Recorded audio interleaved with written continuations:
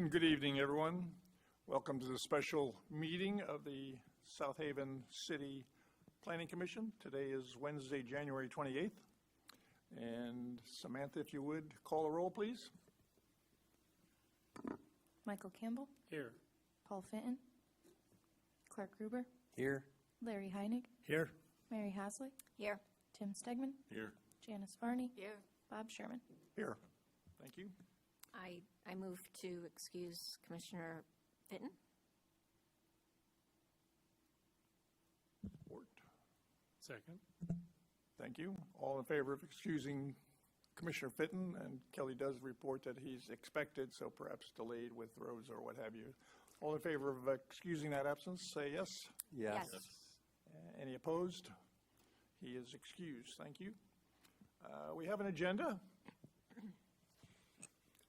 I'll make a Motion, go ahead. I'll make a motion to approve the special meeting agenda for Wednesday, January 28th, 2026. Support. Moved and supported to approve the agenda. All in favor, say yes. Yes. Opposed? No. The agenda is approved. Public comment at this time. This is not a public, there's no public hearing for any item on the agenda, but the public is welcome to speak. If anyone would like to come forward, if you would identify yourself, and welcome to share your opinions. I'm Jim Sankowski from 89 North Shore Drive, Bundy's Bakery. And I'm here to hopefully that the future use map includes Bundy's as a commercial instead of a multifamily residential. I was born here and had businesses on the North Shore. You know, my family had a restaurant on the corner of North Shore and Dykeman. And I ate at most of the restaurants that were at one time on the North Shore Drive. I went to Bundy's before I purchased Bundy's. I was at Mendelssohn's Resort dining in their dining room overlooking the lake. I was at the Pancake House before it was Pagosi's. I went to Channel One before it was Alton's house and a little pizza joint that was right behind it. Went to Mariner's Inn before it, evolved into Three Perch. And I also went to Mickey's, which was a hamburger joint right behind, right across the street from Bundy's. And then even way down on North Shore Drive, the Lion's Den at one time was a restaurant, and Ichabod's in Sleepy Hollow. So there were many, many restaurants, many places to eat on the north side. And for some reason, that's been gutted. And Bundy's is the last remaining sole proprietorship on that street. And I'd hate to see it disappear after I'm gone because of the zoning. I mean, people accuse me of only wanting a commercial to line my pockets. If I sell it as a commercial, it would be, worth more. Well, that might be true.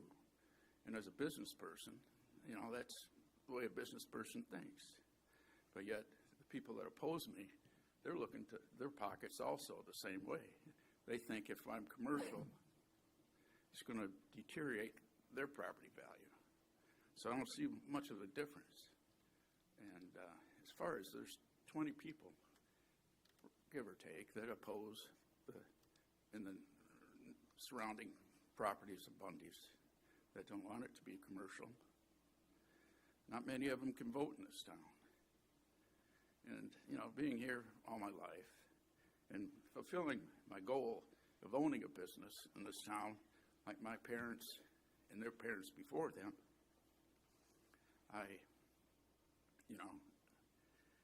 I've developed a lot of friends. I have a lot of family in this town.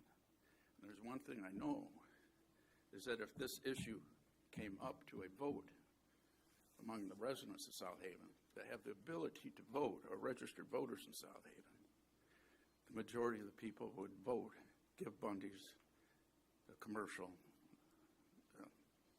zoning. And, that's the way I feel about it. We lost the whole atmosphere of the north side when all the businesses left. it was a great place to walk down the street and decide where you were going to eat that day or that evening or where you were going to find entertainment. And now it's just, in the morning, Bundy's, you can go get baked goods, and which I really appreciate our business. But I'd hate to see that end with me. I'd hate to see people come in there and tear the bakery down and make it another cottage. When that Casino Beach development was started, there were 2 cottages. I think it was number 2 Oak Court, number 3 Oak Court. They were the only buildings there before Bundy's was built, or before Sam Barstowski put his kosher meat market in there. So, it's been in there almost 100 years now as a commercial, whether it was a kosher meat market, a dress shop, or a bakery. And I just hate to say with another 100 years that it's some old cottage sitting there and not attracting anybody. So I hope you would consider the future land use of 89 North Shore Drive to go commercial. Thank you. Thank you very much, Jim. I appreciate the history, too. As a relative newcomer, I don't have the time in South Haven that you do, so thanks for that. Anyone else would like to speak?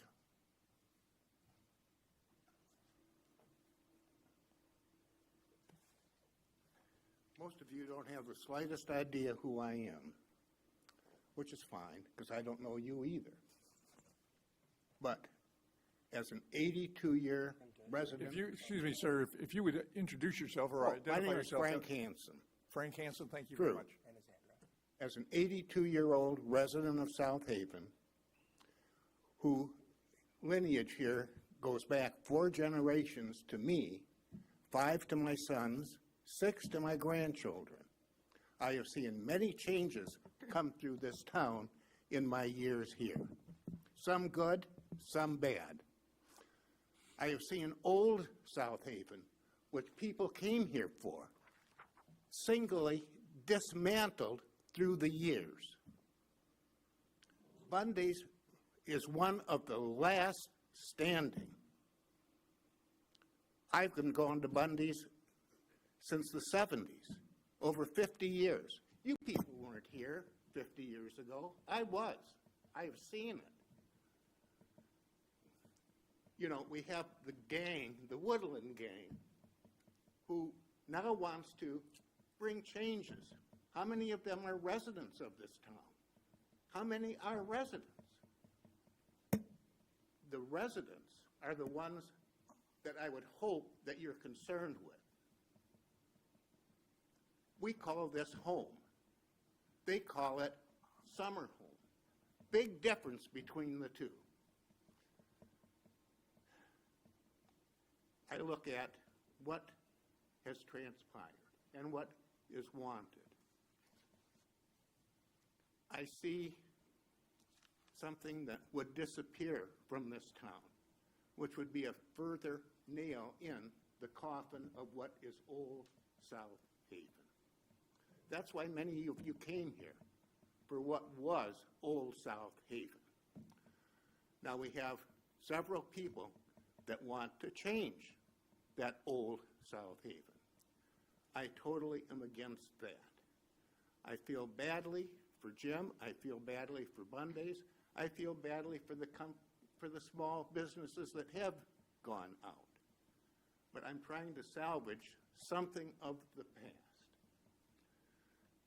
What we have is what I consider to be, I don't know who the Gang of 8 are. I don't know any of them. But so much of what's happened in South Haven, we all knew the golden rule growing up, do unto others. It seems the new people, their golden rule is whoever has the gold makes the rule. And that is so contrary to what the real citizenry, home owners, not summer home owners, home owners that live here, people like myself, 82 years, that are trying to effectuate a change. with that dismantling. And I am so much in opposition to that. I could go on for an hour of what changes I've seen and the negative stuff. A town that was 8,000 when I was 7,000 when I was growing up is now less than 4,000. That progress? I graduated from South Haven High School in 1962 with a class that's bigger than graduating classes today. We have an average age in this town of the late 50s. Where's our young people? What's being destroyed here? The fabric of this town is being destroyed, one by one. And that's what's happened with non-residents. And I'm saying that let's salvage something that's left. Try to name something else that's left. I can't think of any. And it's one of those things that's been there that long. There's an old kind of rule. If it ain't broken, don't change it. And it's not broken. Thank you very much for your comments. Anyone else who'd like to speak this evening?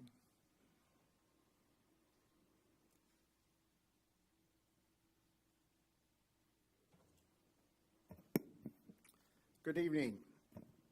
Let's get this right. Good evening. My name is Jim Wettlaufer, 3 Oak Court, South Haven, Michigan, also a resident of South Haven, Michigan.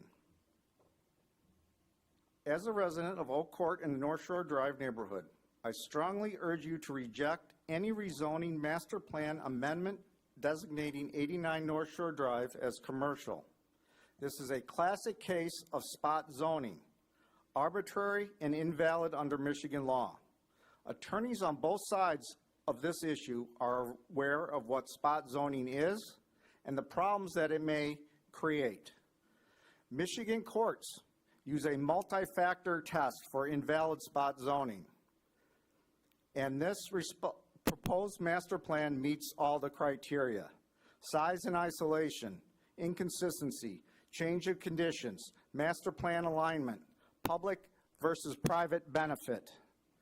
These align with key cases in Michigan: Penning versus Owens, invalid private benefit; Anderson versus the City of Troy, arbitrary favoritism. The Michigan Zoning Enabling Act requires zoning to promote public health, safety, and general welfare, not private sales. Also, which is very disturbing, comments from the former chairman on the meeting on August 7th, 2025, Planning Commission meeting, highlighted the private benefit motive. The perfect resolution to this matter is what the City Council has requested for the Planning Commission to put in place. This would allow the property that operates as it has done so for many, many years, a legal, non-conforming use. The past 2 city councils have rejected the commercialization of 89 North Shore Drive, and the 2 previous master plans, 2011 and 2018, have this property in our neighborhood as residential. No need to change. City Council's wise rejection of the draft in September 2025, chaired by Mayor Annie Brown, after residents highlighted inadequacies and justifications and neighborhood impacts. I commend their proven decision. The 2018 master plan resulted from a comprehensive multi-year process with 22 public meetings and over 500 survey responses, establishing strong residential protections. You may think that by handing one property owner a commercial designation is no big deal, but it is. It will change our neighborhood forever, and we can't go back once it's done. You will be favoring one property owner over another, adding value to that parcel while harming the value of other adjacent properties. I find it hard to believe that any members of this commission would want a change of this magnitude in their own residential neighborhoods, a commercial designation adjacent to their own personal properties. The members of this commission are insulated from the consequences of your actions or votes. Do not create an issue of preferential treatment for one property owner in a dedicated residential neighborhood. Impacts would include traffic increases, noise, light pollution, property value declines, and erosion of our peaceful neighborhood character. Commercial growth belongs in downtown corridors, not in residential enclaves. Do the right thing. Accept the revisions to the master plan as requested by the City Council. Thank you. Thanks very much, Jim. Others?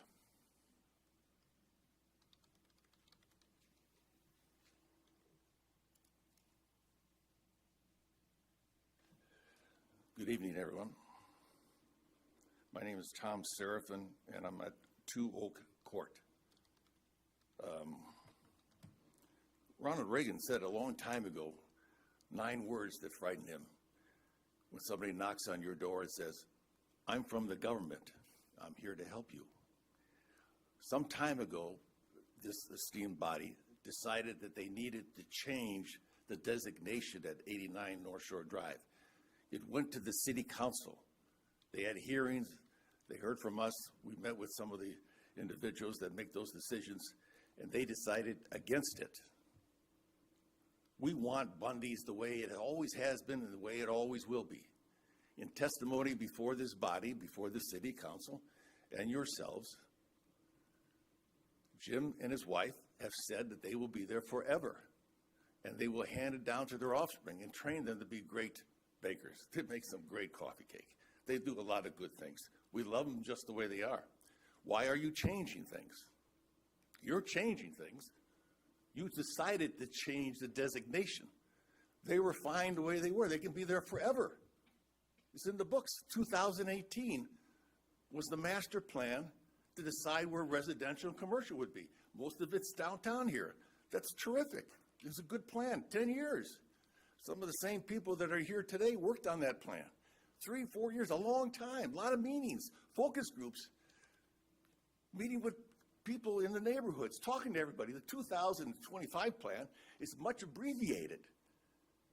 It wasn't designed to do spot zoning, as Jim talks about.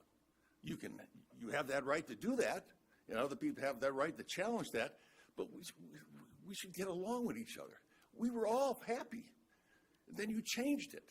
This body, you may not have been seated here at the time, you changed it. You decided that. You sent it to the City Council. They said, no, that won't work. Based on the rules that we have to abide by, they sent it back to you, and now you're considering it again. That was last fall. You spent a lot of time thinking about it and talking about it. And, you know, my question is, why? I mean, who wants to change it? Nobody here, except Jim just now, wants to change it. Before there's testimony in front of your bodies. It's on videotape. Nobody wanted to change it. Who are we to believe? I'm trying to understand. And then I went back to all the videotapes and I watched things. And Mr. Stegman, right? I pronounced that correctly, sir? You were the former chairman. He made it clear. I admire people that clear out. You came in, Mr. Chairman, and you spoke to the City Council and you said, you know, I understand their problem and I understand their concerns, but I don't agree with it. They can go to zoning, and it might lead it or might not lead it. You have another challenge, another opportunity. Once the horse is out of the barn, we have another opportunity to put the horse back into the barn. You know how hard that is. And we had the example next door. We went through all the formal processes. On the big house next door that sleeps 32 now, got the pool. It's a hotel. Should be taxed that way, by the way. And they got all that parking, then they never get ticketed. They're really lucky. And so my attitude is, who wants this? Who wants to change the neighborhood? Somebody talks about they're not voters. On our block, they are. There's 9 grandchildren. There's 4 couples. There's 250 years worth of residency just on Oak Court. I'm not even talking about Will and the other places. And then, you know, I go back to what the former chairman said. You know, congratulations, you told it like it was, and people tell me you're one of those kind of guys. This is what you said. When I hear a group of people come up and say, well, this tiny little parcel at 80 North Shore Drive shouldn't be commercial. Well, this group of people in the neighborhood, all the residents, voters, people that live here, people that shop at Bundy's, that want Bundy's forever. We're on your side. So my attitude is, how can we, well, my attitude is, and I'll finish shortly, because, Please just direct your comments here. oh, okay. So that it can be heard by viewers at home and Thank you, sir. Thank you. My mistake. So when I hear a group of people, those are all the residents, it's a group, that's all the neighborhood. Signed, sealed, and delivered, thousands of dollars in taxes. Some of them do vote, some don't vote. I don't know. I don't know where the voting records are. There's a lot of things to think about, you said, and you're correct. Tom, thanks very much. Your time is up. Okay. Thank you very much. Hey, Bob, just for context, I think what they're referring to is when I was referring to residential encroachment of the commercial all over the north side. Actually, I could read it. That's all right. Thanks very much, Tom. We're good. We're good. Is there another, Not going to be able to turn around and sell that as a Tom, business, but that Tom. entire area, as I mentioned before, was commercial. Tom, you've used your 5 minutes. You've used your 5 minutes. Thanks for your comments. But he's correct, it turned to residential in Okay. 2018 in the master plan, which you all agreed. Okay, thank you. Now they want to go back to commercial. I think it's honestly. Please Kelly? be seated. Please Kelly? be seated. With additional outbursts, could you have the police department come in, please? Thank you. Any other citizens who would like to make a comment?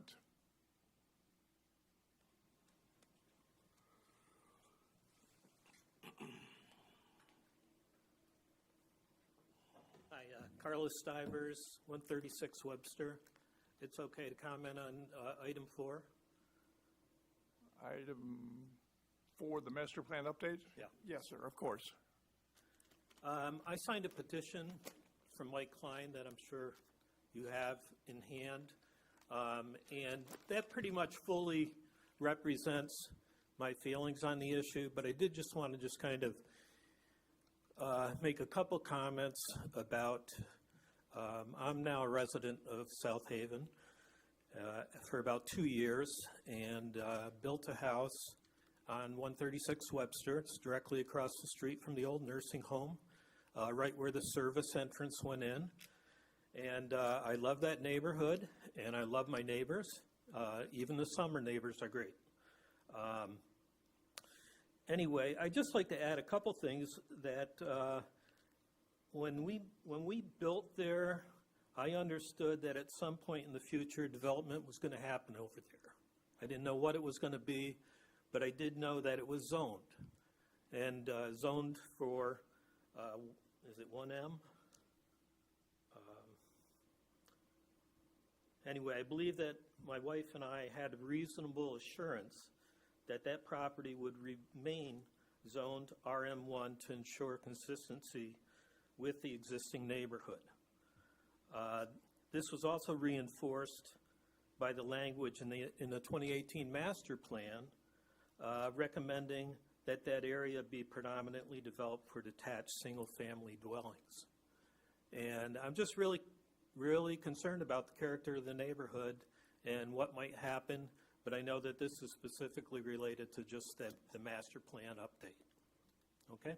Thank you. I appreciate it. Thanks very much for your comments. Kind of hard follow-up. Anyone else would like to speak?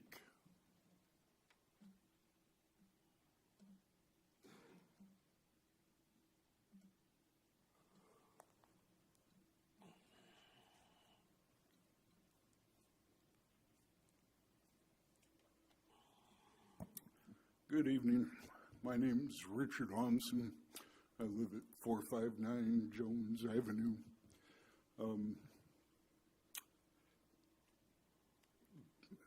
Having lived here the bulk of my life, I've witnessed a wide variety of transformation on the north side. I'm not quite as old as Frank, so he's seen more of the vibrancy of the north side in its resort era as compared to me. And the resort era had its heyday, and through a variety of socio-economic transformations around the country, the resort era came to an end, and to be replaced by the condo era.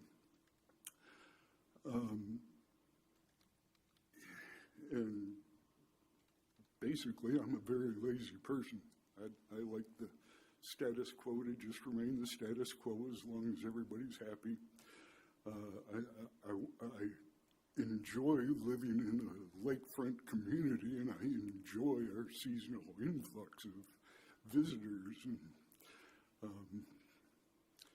without digressing too far, I saw a Facebook video yesterday with a young lady here in Michigan as she was clearing the snow off of her car, repeating the mantra, "We don't have earthquakes, we don't have hurricanes, we don't have alligators."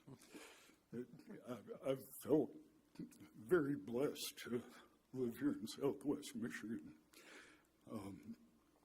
Anyway, the north side has gone through its transformations, and as Jim pointed out, the myriad of other eateries that used to exist, and by their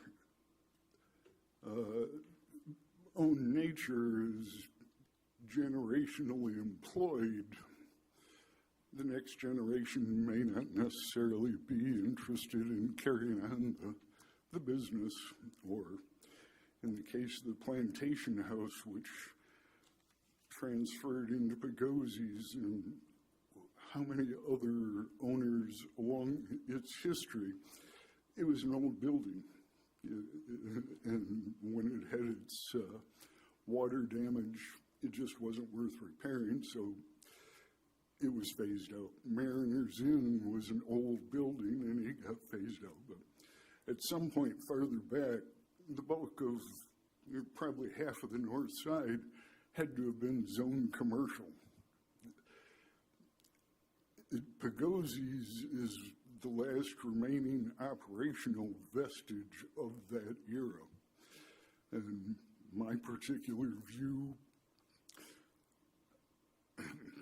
is I've always tried to remember to breathe is an important one, but I've always tried to respect what our forebears laid out for us and tried to preserve that.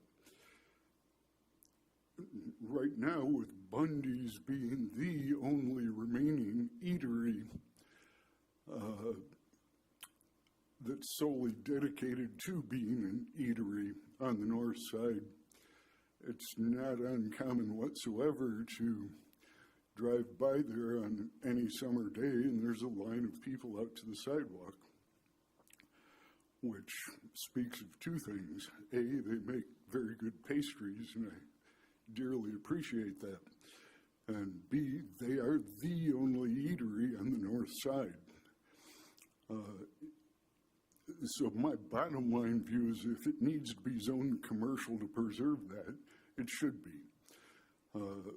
Whether it's Jim's family that continues to own it or some future baker. I understand the neighbors are concerned about some objectionable form of business such as a wine bar coming in. I can understand that, but let the Planning Commission in the future deal with that. Until there's no need for Bundy's on the north side, I don't feel we should be making any efforts to drive it out and turn it into something other than a functioning bakery. Thank you for your time. Thanks for your comments. Anyone else like to speak? All right, thank you all for being here and offering your opinions and thoughts. We routinely get many emails, letters, and other communications from citizens, And Kelly and Samantha are very diligent in seeing that those are shared with all Planning Commission and in most cases, City Council. So I'm going to read a log, if you will, of communications we've gotten in the last days or weeks. And I'm going to segregate these by topic. So all of these comments were in regard to possible revisions in the future land use map for 89 North Shore Drive, lovingly known as Bundy's.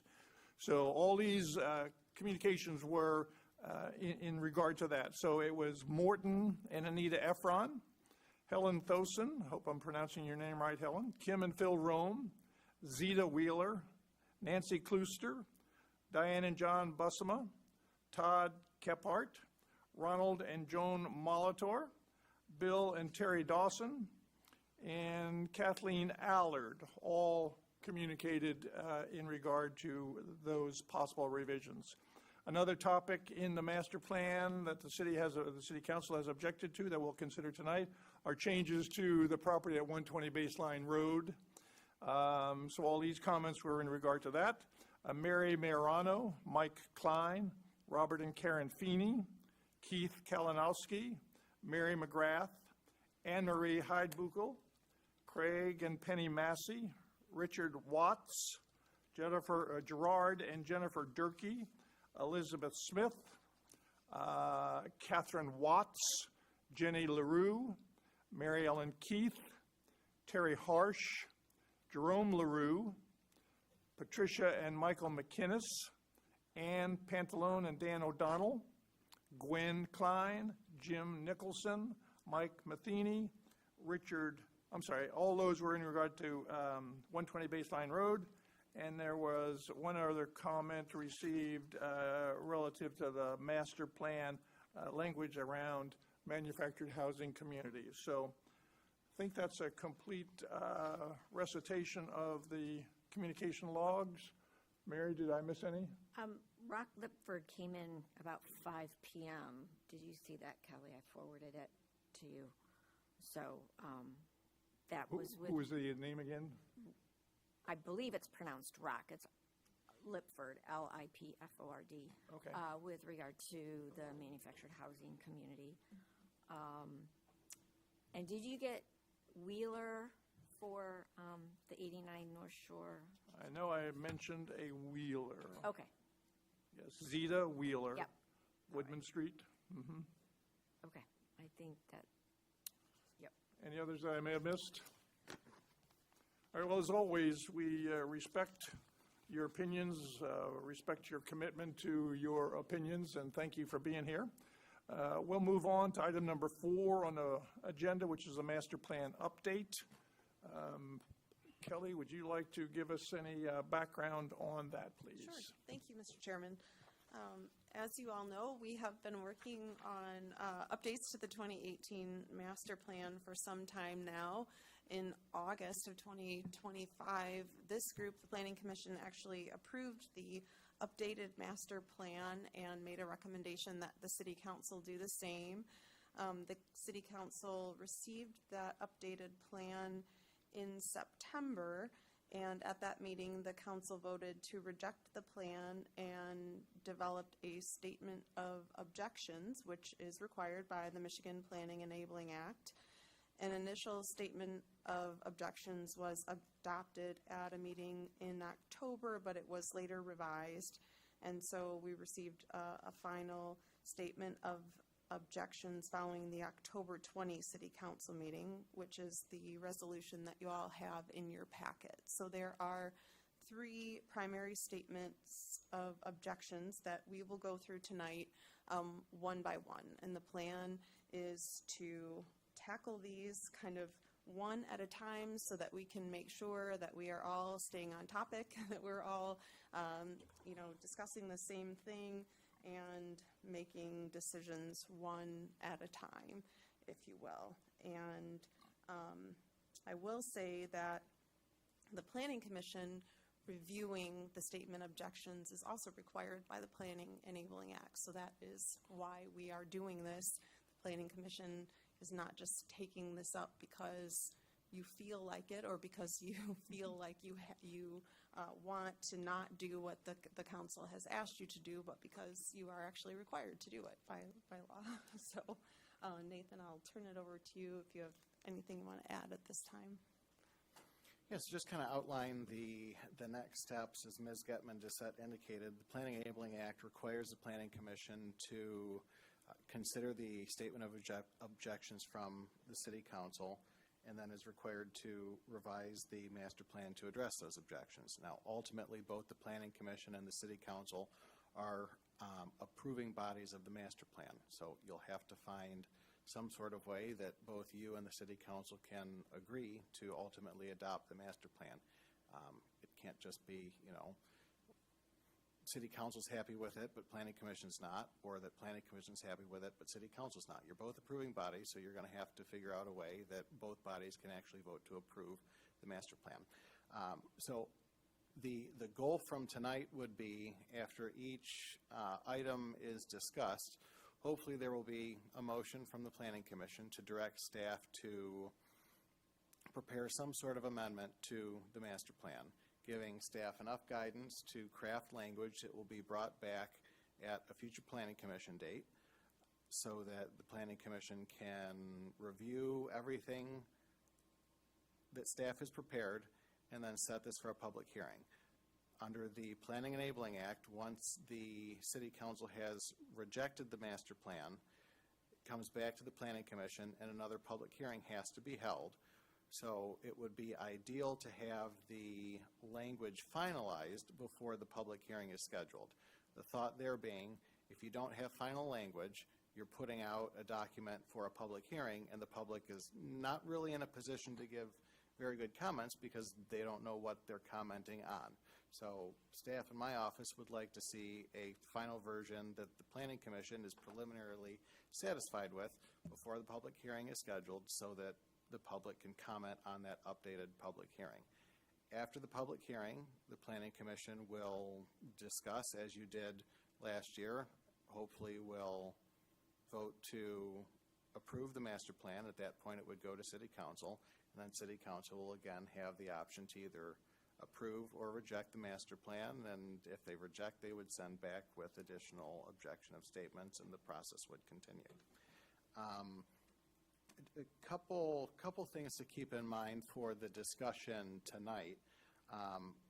First is that it would be helpful to avoid rehashing conversations that already occurred last year. Ultimately at this point, it's not relevant how the master plan got to where it is now. What's relevant is you have a statement of objections from the City Council in front of you, so the conversation should ideally be confined to that statement of objections and how you as a Planning Commission believe it would be best to go about addressing that statement of objections. Now, there may be a wide range of opinions about how to appropriately address those objections, but it's probably not helpful to have a conversation about, well, we discussed this and this is why we put it in, and this is why I didn't want to put it in. Ultimately what you wanted months ago is not really relevant to the objections that are before you now. I also think it's important to keep in mind, what is the purpose of a master plan and what is the difference between a master plan and the zoning ordinance? The master plan is your guiding document for land use in the city. The zoning ordinance should ultimately follow the master plan. Now, that doesn't mean that you can't ever deviate from the master plan. Circumstances change over time, and you may not have had an opportunity to update your master plan yet. But you're in a position now where you are providing updates to the master plan with the goal of eventually making sure that the zoning ordinance aligns with the master plan. So to the extent that you would envision changes to the zoning ordinance in the future, it's helpful to have statements in the master plan that can guide a future Planning Commission and future City Council to understand, why did the Planning Commission put this in the master plan? Did the Planning Commission believe that there were changes that need to be made to the zoning ordinance, or were they completely satisfied with a certain aspect of the zoning ordinance and don't want changes? So kind of, as you're going through the statement of objections, think if a future Planning Commission had to look at this section of the master plan and make a decision based on the language in here, would they have a clear understanding of what the Planning Commission thought when they put this in? And If the answer to that is no, then you probably need to do a little bit more work to make sure that you have finely tuned the language so that you are doing a good job of providing that guidance to the future Planning Commission and future City Council. With that, if there are any procedural questions about, next steps or the meeting tonight, I'm happy to answer them. And just to clarify, Nathan, I just want to confirm, Planning Commission is not authorized to ignore or disregard the objections stated by City Council. We must act on each of those. Is that correct? Yeah, you have to consider the objections from City Council. Now, how you act on that is ultimately up to the Planning Commission. And if there's just a complete disagreement as to, that the objections align with what the Planning Commission believes is good land use policy, then maybe there needs to be a conversation between the Planning Commission and City Council, but I think that's something that we can address if the problem arises. All right, thank you. That's helpful. Other questions for Attorney? Well, and I think we ought to, were you going to say something, Clark? Oh, no. Oh, I'm sorry. Just an itch. I think we probably ought to, as Nathan has suggested, take up item number 2 in the list of objections, which is really one of the core items, and that is City Council desires that the master plan provide additional guidance regarding the manufactured housing community land use and zoning district. And the objection is very complete and specific. Specifically, City Council desires that the language be added to the master plan clarifying that 1, manufactured housing communities would not be an appropriate land use in areas with environmental contamination without proper remediation proposed. 2, any manufactured housing community land use must be compatible with the surrounding area. And 3, maps 9 through 16 from the master plan, which cover a pretty wide range of topics like tree canopy and impervious surfaces and things like that. Those maps related to coastal resilience be considered in any decision to rezone property to MHC. So, is there a motion to act on that objection as stated by City Council? Mr. Chairman, may I ask a question first? Certainly. If I look at the first bullet, it says MHC would not be an appropriate land use in areas with environmental contamination without proper remediation proposed. Now, I would think that concern would apply to any residential development in that property. So I'm confused. I'm honestly confused with respect to that objection, why that would specifically apply to MHC, because I don't think you're going to build any residential housing of any kind under any zoning if you don't clean up, if you don't remediate the property. Totally agree.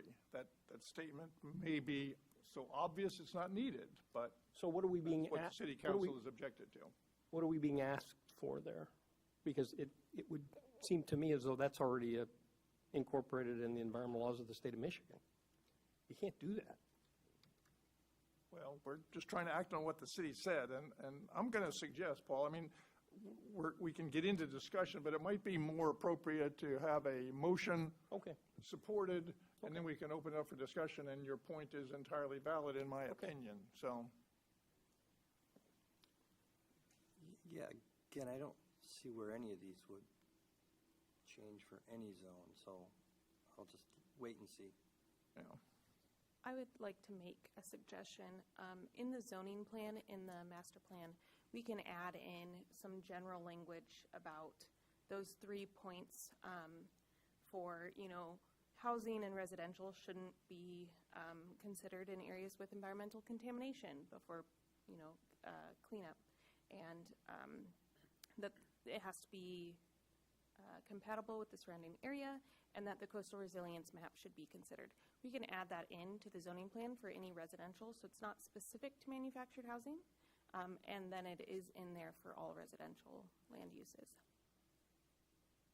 And I agree, but City Council specifically directed these comments in regard to a manufactured housing community. I would rather see an overarching statement about environmental remediation, and the second one compatible with the surrounding area. Well, that wording is almost identical to what's already in the plan.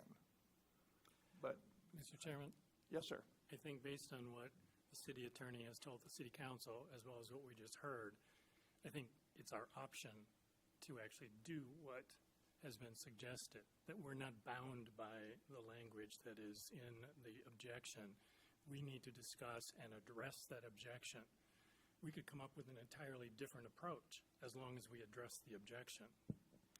And I concur with Mike. We can either A, reject, B, confirm, or C, come up with something similar as a suggestion back, if in fact it gets opened up for discussion.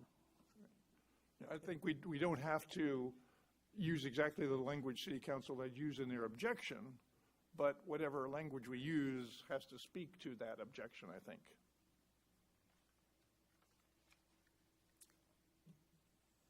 I guess I don't understand the motion that you just asked for. Aren't we already in a position to discuss and react to this? It just, by matter of fact, that it's an agenda item?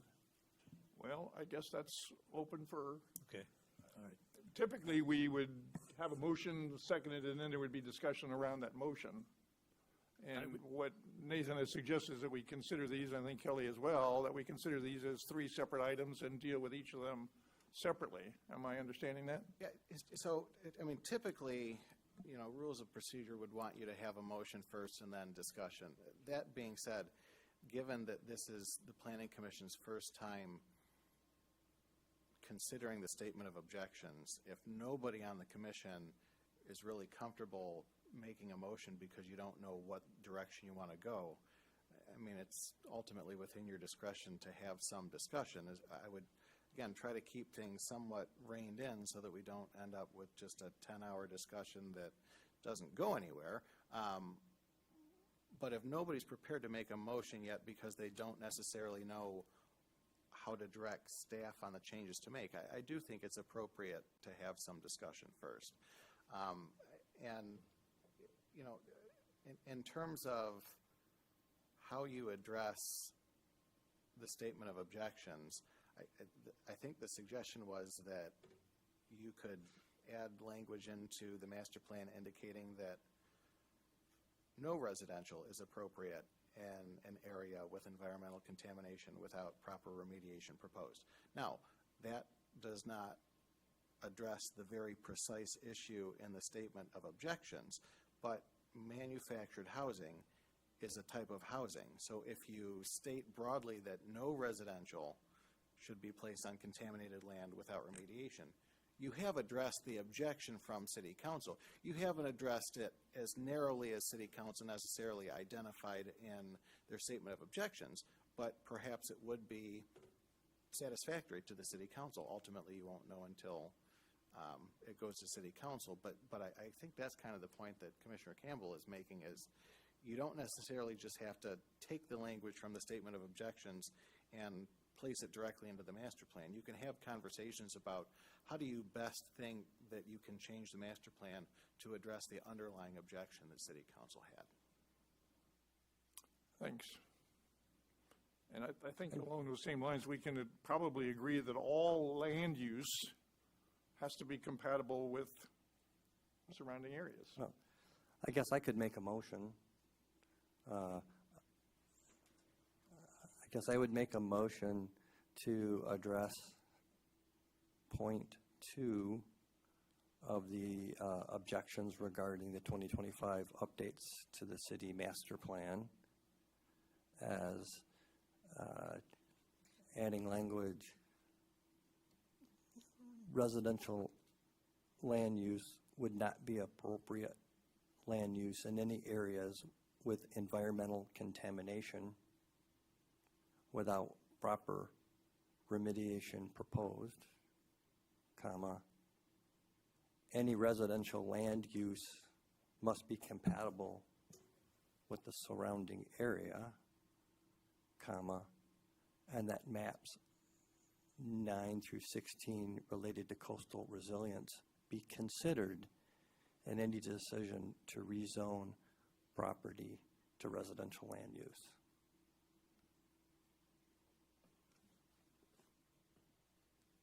All right, there's a motion. Support. Motion and support. Is there further discussion? Yes, Please. Chair. So it was a complicated discussion, I'll put it that way, at City Council. And I believe the environmental contamination, to the best of my recollection, was put in there because there was discussion about an area big enough for a manufactured housing community and concern of contamination. And the first iteration just said it would not be on environmentally contaminated land. And then I believe it was added without proper remediation. A similar discussion as what has occurred here occurred at City Council, that there would not be development without contamination remediated for residential, well, for any use, really. That's part of the site plan. And especially with the development, tax incremental financing and brownfield redevelopment, that's always part and parcel with it. The manufactured housing community land use compatible with surrounding areas, again, to the best of my recollection, the concern was that the master plan opted not to identify any area, left it floating. And there really isn't that, left it floating so that there's not much guidance on where they should or should not go. And communities do have to provide for manufactured housing communities, but they may not have the right property for them to be developed. So it's not, and it's trying to balance that aspect, I believe, is the basis for number 2. And so I think it would be helpful to provide more guidance, because what was identified as a concern is that the master plan language that's on page 71 of the draft master plan mirrors the exact same language in the zoning ordinance, but the zoning ordinance refers to guidance in the master plan. But the master plan provides no more guidance than what the zoning ordinance provides. So that's the loop. We're directed to the master plan for guidance, but the master plan provides no more guidance than what the zoning ordinance provides. And I believe that was part of the concern. And for the maps 9 through 16, for coastal resilience, just because manufactured housing communities, I'm looking, that because both the master plan and the zoning ordinance state sites with excessive natural features, et cetera, may be considered unsuitable. And maps 9 through 16 really look at the natural features of the city in general, and so it would be very pertinent for any manufactured housing community to be evaluated under that circumstance. And that's not specifically called out. Mr. Chairman, if I might just, please, wouldn't that same concern on bullet 3 apply to any residential home? I mean, if you're going to build, you're going to zone and build, you're going to have to comply with these requirements, whether you're putting an MHC facility in or you're building housing. So it depends on the zoning, so that really does not come into effect for a single-family residential plot. And it's really for rezoning, which would allow a higher density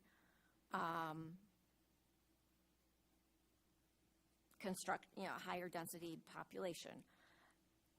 And again, it is because specifically it's called out in manufactured housing community that sites with excessive natural features may be considered unsuitable.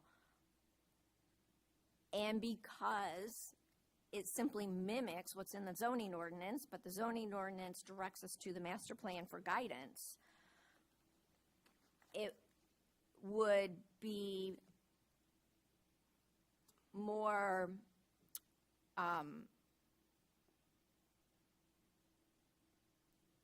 it would provide more guidance by specifically referencing those maps that were included for coastal resilience purposes. So Mary correctly noted that it's page 71 of the draft update that City Council has rejected that speaks to manufactured housing communities. Clark, I wasn't sure if your motion, you're moving that we add language to that section, page 71 of the master plan update, or would you, is your motion to do that at a higher level that would be applicable, as Paul is suggesting, to basically any kind of land use that would not go on contaminated property without remediation and would consider the coastal resilience maps and so on? Yeah, I think it would, Intent.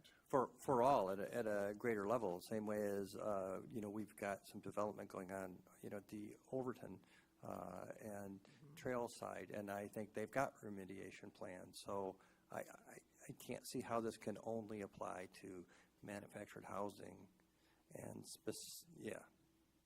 at a higher level. Okay. So the motion would be to insert some language to speak to these 3 points, but not exclusively in the MHC context. Correct, and they would have to follow that as well as a suggested master plan. Correct. Okay. Thanks for clarifying. Other comments? And- Mary, could we let somebody else ask, or? It's to confirm what you were just saying. Okay. So that would actually apply to even single-family residents. Well, I would hope so. Yeah, I would think so. Yeah. And multifamily, or especially if there's an area that gets converted to multifamily, I think in the future, if we're going to look at housing, we need to look at density. And for any land, we've got some land that may convert from industrial to residential as well. So, all. Other comments? Mike, any thoughts? Just a question to Clark. You put at the end of your motion 3 that maps 9 through 16 related to coastal resilience be considered in any decision to rezone property to residential. Did I read that correctly, Samantha? Close. With regard, okay. Or with regards to not rezoning. Okay. And I think that's going to be our future. We're looking, how do we utilize that information, after the group came and talked about that. And it was very interesting that other communities have really looked at that. So I think that's important. We don't know how yet, but it's an overall plan. Think about that in the future.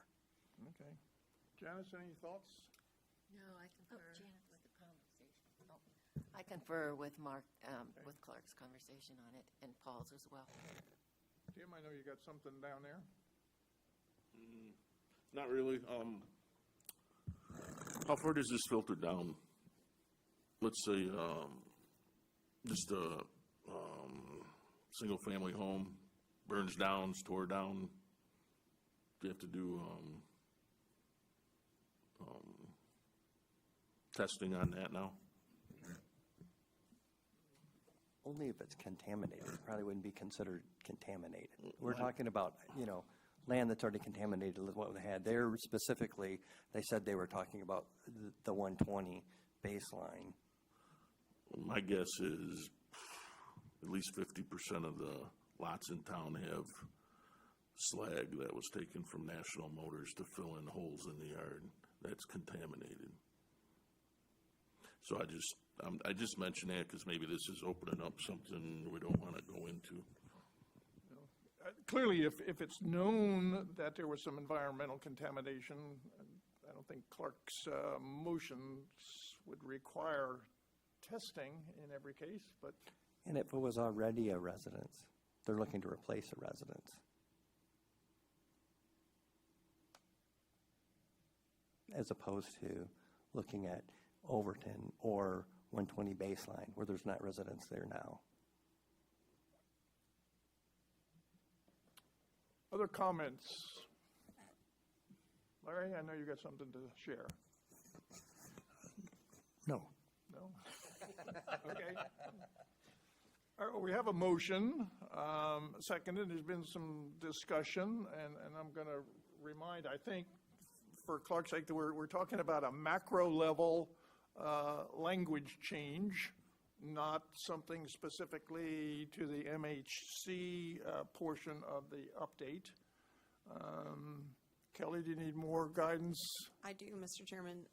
So this type of language, as you've discussed, is not specific to the MHC land use category, and I wonder if you might give us some direction about where you envision a statement like this going.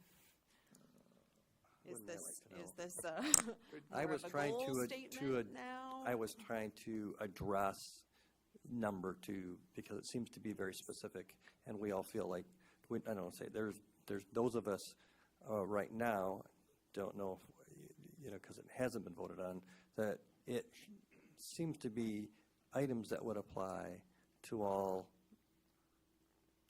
areas other than just MHC. So it feels to me more like a residential and neighborhood Residential character neighborhood. goal item now more than a zoning plan item, almost. Becca, I don't know, what are your thoughts? Direction from our consultant. If we're talking about land use rather than zoning, then it should go in chapter 5. It, could go or in chapter 4 where it talks about future land use, it could go at the beginning of that chapter. So that could be an option. It could go in the zoning plan for in the future if the city thinks that they want to update the zoning ordinance to include some of this language, it would be there in the zoning plan to kind of support that change. So it kind of depends what you want to see in the future as to where it should go in the master plan. Maybe I do have something to say, Mr. Chairman. Now that we've opened the discussion up a little bit. I see a great deal of confusion if we just put this statement into manufactured housing. Somebody's going to read that and say, oh, it doesn't apply to R1. And that's not our intent. Our intent is that these things apply to all land use. And I think we need to put it in a section that clearly states that and makes it quite understandable. Chairman? Mr. Chairman. Go ahead, Mike. May I address back up? You said we could put it into land use, we could put it into an action item for zoning, and then what was the other one? Yeah, so you could put it at the beginning of the chapter on future land use, so it kind of just encompasses all future land uses. Or you could put it in the zoning plan section or the rezoning section, which is chapter 5. It's just a difference of land use versus zoning and what you want to see in the future. And is there any reason we couldn't put it into both? You could. As being, we want it here for future land use, but we also want to consider it being in a plan to drive some action. I would speak against putting it in both.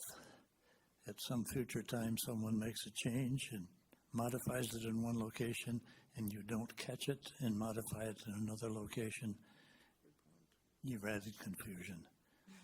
I've done that in writing documents like this. It's not a good idea. All right.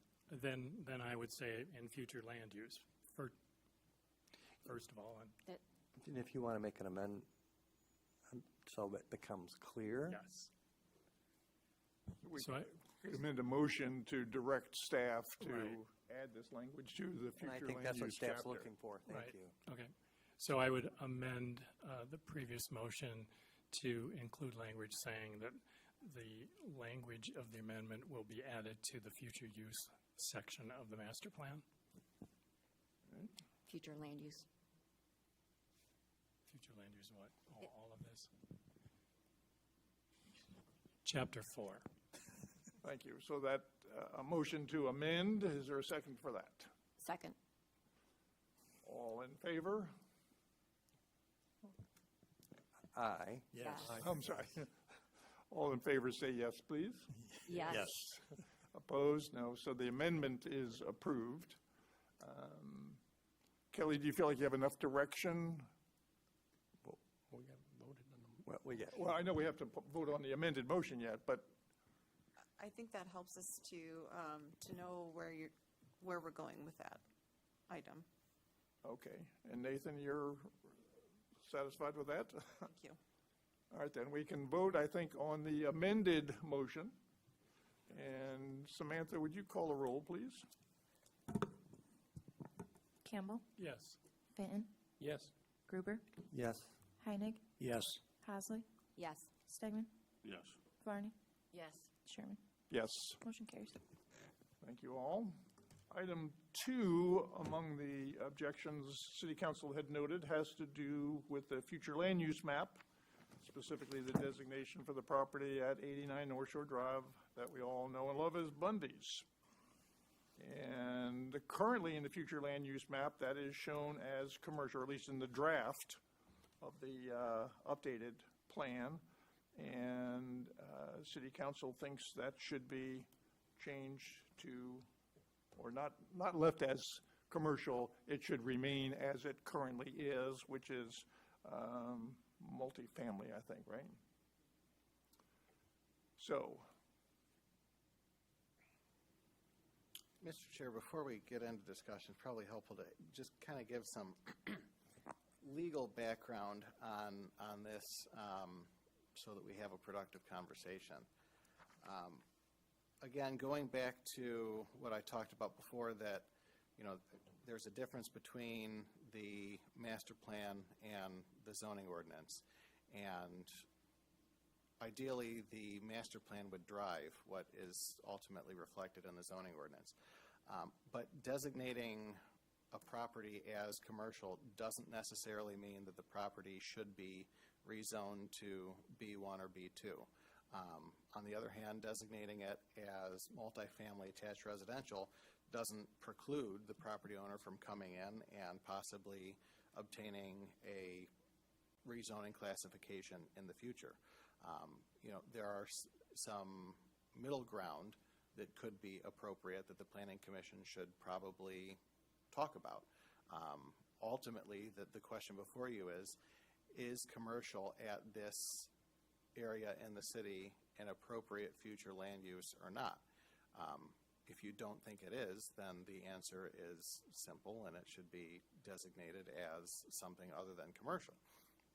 But if you think that some sort of commercial is appropriate, excuse me, again, that doesn't necessarily open the door broadly to rezoning to B1 or B2.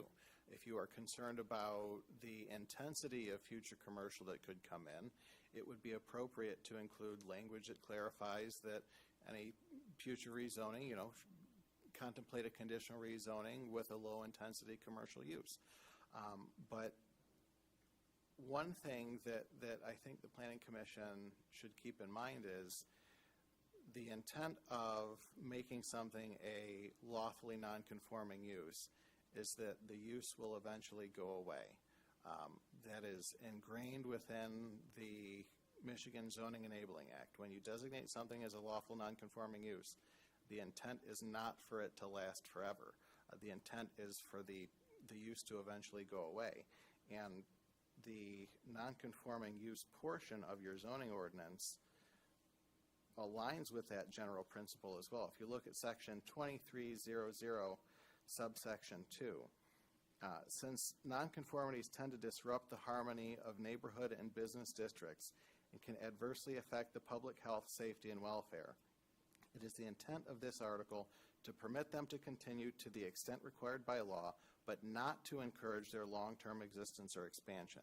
So the Planning Commission needs to have a discussion about, is some sort of commercial appropriate at this location? And that decision is up to you. I'm not opining on that one way or another.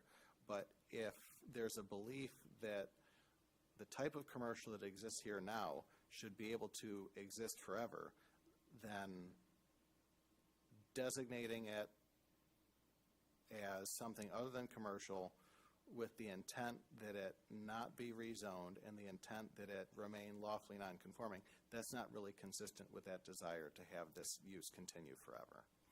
So hopefully that gives you a little bit of guidance about the conversation that the Planning Commission should have.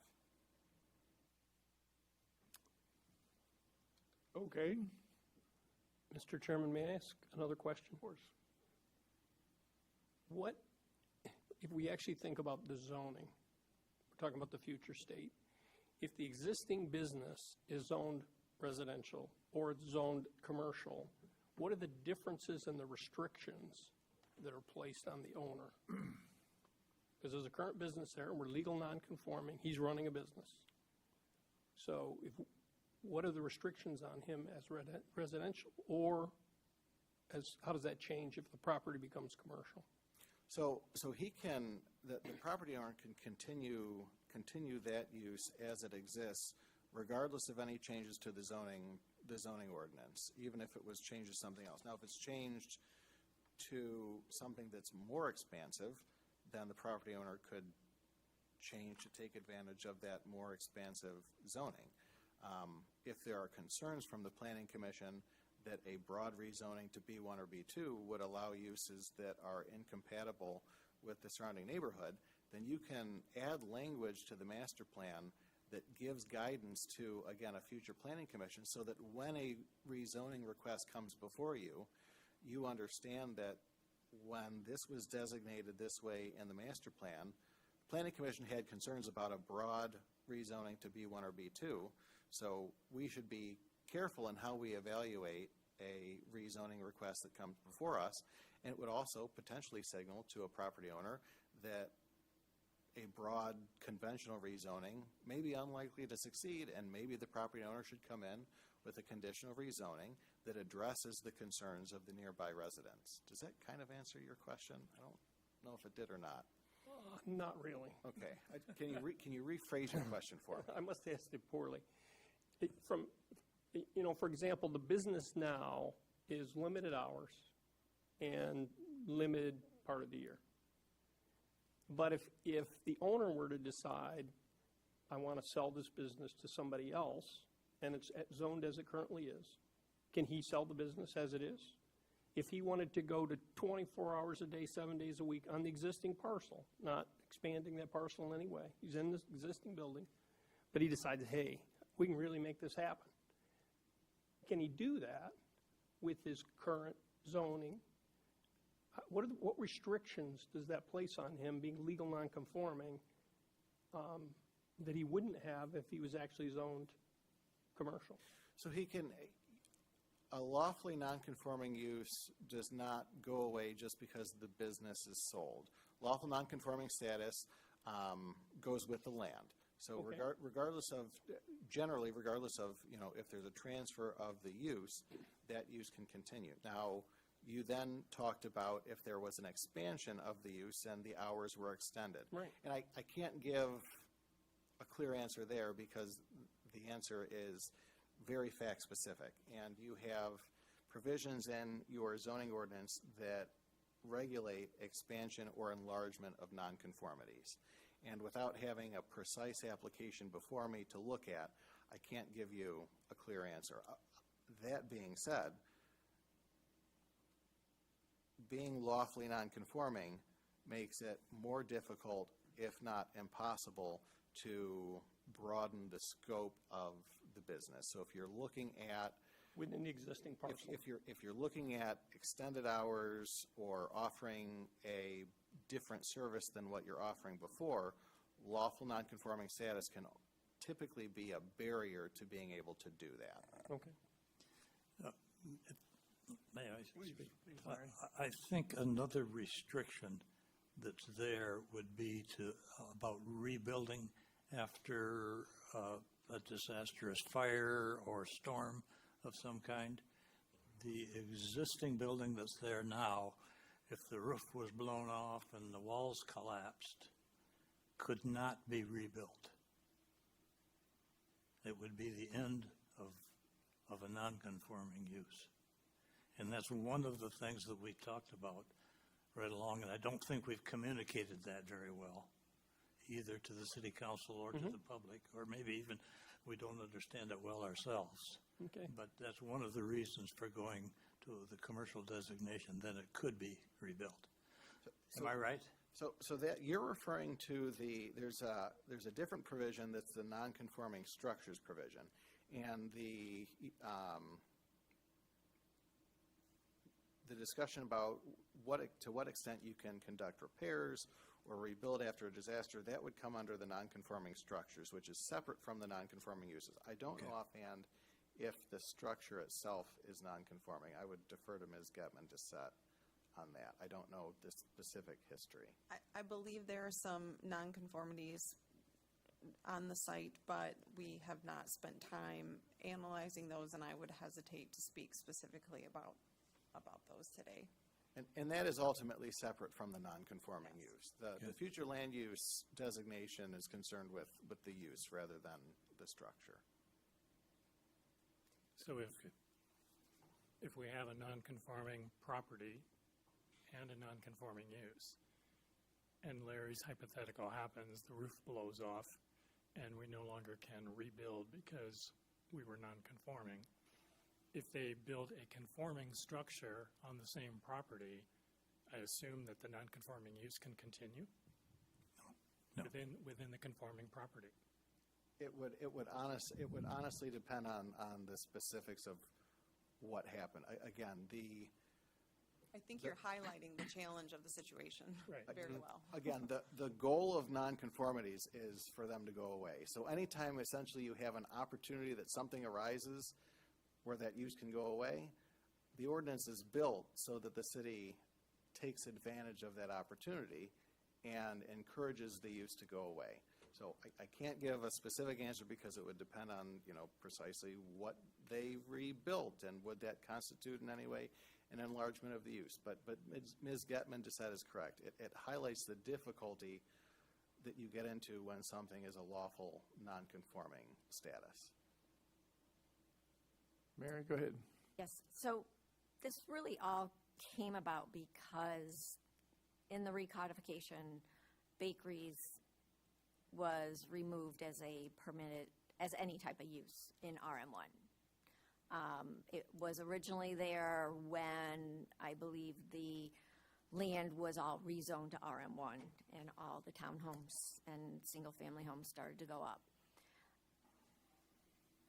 My recollection is that it was removed because Bundy's was the only bakery in RM1. And so that it was recommended to remove bakeries as a permitted use in RM1. What is clear from commentary is that our residents enjoy the low-intensity bakery-type facility in the RM1 area. Is it possible to have low-impact establishments like that reinserted into RM1 as a potential zoning change? So I think that would kind of go to what I talked about before, that you can designate it a certain way on the future land use map and then have an explanation in the zoning plan that says that for this specific area, the intent would be for lower intensity commercial uses. Now, whether that's, put back into RM1 or a different zoning zoning district, I think that would probably be more of a question for a future planning commission. I don't know that you necessarily want to get that detailed in the master plan, but to the extent that there is a desire to provide guidance on how you would accomplish it, now is the time to do that. The other thing that is similar to what Commissioner Hosley brought up that I meant to mention when I first started talking about this item is there's also language, Kelly, can you tell me what page it's on? Once I give the quote, you'll know what I'm talking about. That says that while not shown on the future land use map, other locations within residential areas of the city may be suitable for neighborhood businesses. This comes immediately after the discussion about 89 North Shore, and I was not here when this language was originally put in, but my guess is that the reason that 89 North Shore was identified and that the others were not is because there was an existing use here, whereas there are not necessarily any other similar uses contemplated by the Planning Commission now, but there's a desire to have these low-intensity commercial uses integrated into neighborhoods. And rather than having the Planning Commission dictate, precisely which parcel they'll go into, Planning Commission wishes for that to happen organically over time. However, Planning Commission also recognizes that there is one such use currently in existence, and the desire is for that existence to continue. That was kind of the takeaway that I took from the master plan. So does that answer your question a little bit? That yes, you can do that, and to the extent there's a concern that broadly categorizing it on the future land use map as commercial wouldn't give enough guidance, now is the time to put the guidance in there to explain what types of uses Planning Commission believes would be appropriate when integrated into a neighborhood district. Well, and that's what I was saying is, low impact types of establishments. And because it had always been in RM1 up until January 1st, 2025, that's why I'm looking at it as a potential use for the RM1, either by right or special land use. I guess the special land use would allow careful detailing to ensure that the scope is commensurate with the surrounding areas, as opposed to any commercial type business that would help guide future decisions. Yeah, I would defer to Ms. Getman to set on if she has an opinion of which type of district would be most appropriate. I would leave that decision to the Planning Commission and to the City Council. I would say, with regard to bakeries in the RM1, bakeries were actually not permitted in RM1 previously. They were seemingly permitted, but the language went on to state that only Bundy's was permitted. No new bakeries or retail establishments were permitted in that district. And that was the reason that language was removed, because bakeries as the land use actually were not permitted in the RM1 district. So the language was exclusive. So if the Planning Commission would like to make a zoning amendment, that's a different discussion. So I guess I would seek your guidance. Well, and towards that point, it does allow home occupations, and we have people baking in their homes and selling out of their homes. So, and that increases traffic. So it's not much different than a bakery. And again, that's the reason I'm suggesting it is there's been an overwhelming support for Bundy's. There's been an overwhelming cry for more bakery type establishments because we have lost them. And having them in the residential RM1, which is higher density, it also provides more clientele for the bakery at that point and in location. Other thoughts? Tim, go ahead. Yeah, item one, I believe this was one of the items identified by the original consultant that we should look at addressing. I think that's where it first came up. Two, rather than being commercial or residential, this is probably one of those we start to look at as mixed use and some type of zoning that could go with that. That's where you combine residential, commercial, retail, or office. That might be a compromise that's worthy. I've got a couple other things, but I'll wait. Janice, Larry, anything to add?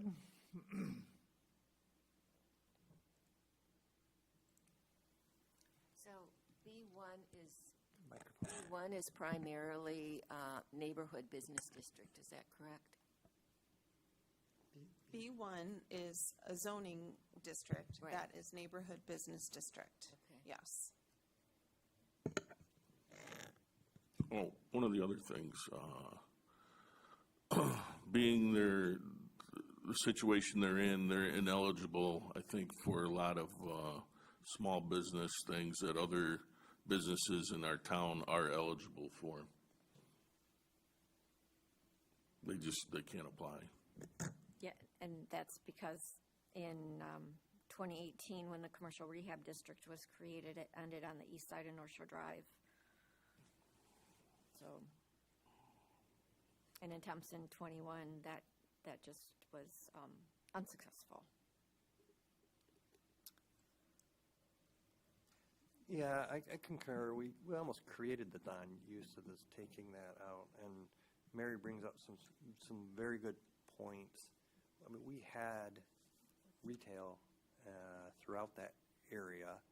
In fact, we had a retail on Park right next to the marina that we talked about the other night at zoning that existed. Some of these low-impact, low-intensity businesses, beach rental, retail clothing, bakery. I mean, there's some low-intensity type things that we could look at. I mean, I even talked to some realtors, and they all said that this property does not impact prices of homes in that area. So this is the whole neighborhood. There's not any effects, no matter what type of business that is. So I think we're right. We identified an issue that we created, and we can come up with a solution for it. And whether it's the neighborhood business or some low-impact business, or putting something in the future land use map and then providing a future planning commission with a little bit of direction, if in fact it were to come before us.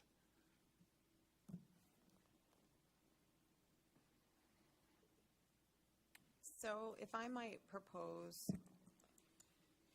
something for consideration, there is text on page 67 that does discuss the Bundy's area as a commercial area in a residential neighborhood. And is it worth considering doing as the council suggests and changing the map color back to brown from red, and including in the text of the multifamily district something that would allow for this area to remain commercial? So doing it the opposite of what we've done now.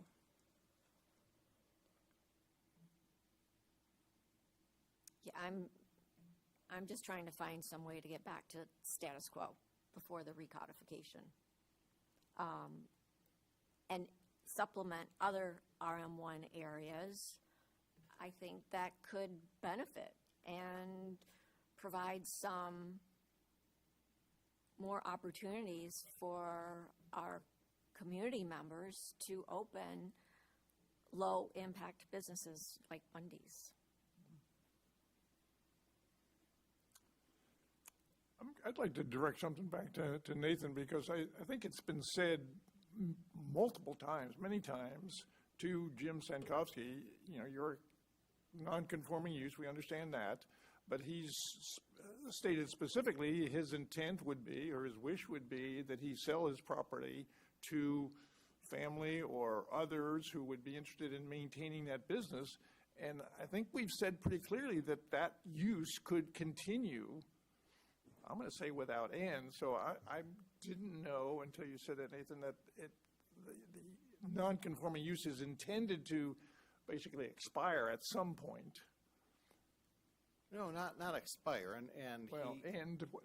he can continue the use as long as he is able to continue the use within the scope that it currently exists. Right. The difficulty arises that in the business world, it's often very difficult, if not impossible, to continue a business on exactly as you're doing it right now without any sort of enlargement or deviation to the scope. And then, as Mr. Heinig brought up, you also have the issue then of, if you have a non-conforming structure, how does the non-conforming use interact with the non-conforming structure provision? So, in theory, yes, as a matter of law, he can continue operating as he's been operating now as a lawful non-conforming use. But the intent in designating it as a non-conforming use is that eventually that use will go away, and in time, almost every non-conforming use goes away for some reason or another.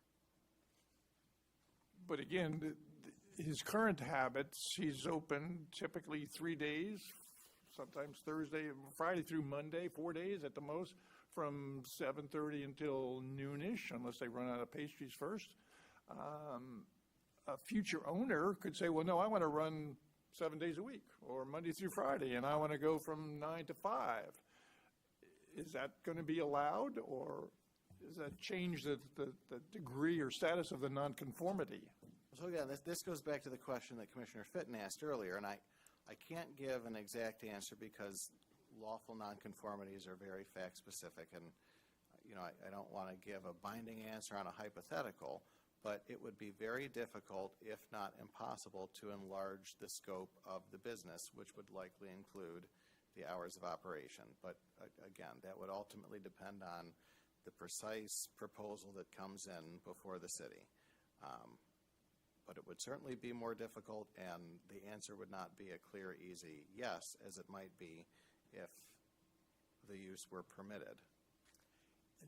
And this recently I'm sure hours have changed over time, just even in the last 10 to 20 years. I remember hot dogs being sold out of there as a hot dog stand, which may or may not be considered a bakery.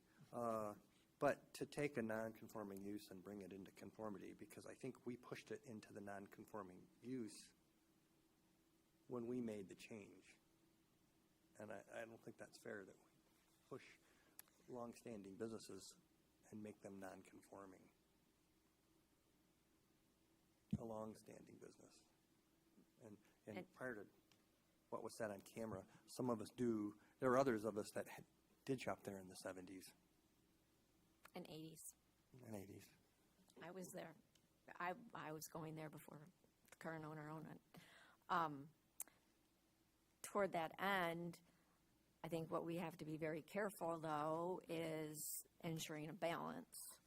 So everyone along there has put in their homes and developed their homes on the understanding of RM1 that has been there for a significantly long period of time.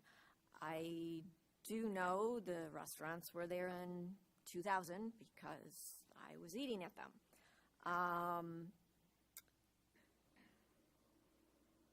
But many, many years since then, there has been a change, and that was by intent of the rezoning. And that's why we need to be very careful to properly balance to ensure that the area, the intensity of use is kept commensurate with what it currently is. And I actually had tried to amend the master plan to incorporate that type of language before it was adopted or recommended for approval, and my amendment was not successful. And it's really toward balancing the status quo and respecting the businesses and the residents and trying to ensure that they can coexist. And I do acknowledge the comment about the home just north of Bundy's, where variances were granted for an unbuildable lot to become buildable, and now it's a duplex with 16 people in each one, so 32 people in a very, very crowded area with hardly any parking, on-site parking. So we need to avoid the unintended consequences. So I think we've heard 3 or 4 options, I guess. One is to just leave it as a non-conforming use, returning it back to RM1. And I don't get the sense from this commission, from what I've heard, that there's much appetite for that, and I may be wrong. Number 2, leave it at commercial, but then, per the city attorney, have a narrative that describes the restrictions that we believe should be applied for any future zoning request. A third one, which I haven't heard a lot more about, came from Tim, about changing it to mixed use. And I don't know, maybe mixed use is more compatible with residential than commercial is. And then fourth, I think, and I can't restate what Kelly said, but I think her statement was to turn it back to RM1, but then, Kelly, do what?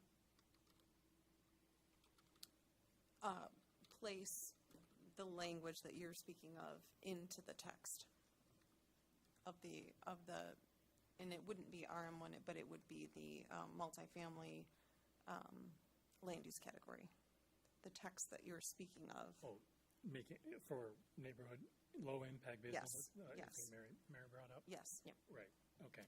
And on that fourth option, there's already language on page 67 that potentially could be moved over there. You have the last paragraph of the commercial land use C section that talks about locations within residential areas of the city may be suitable for neighborhood businesses.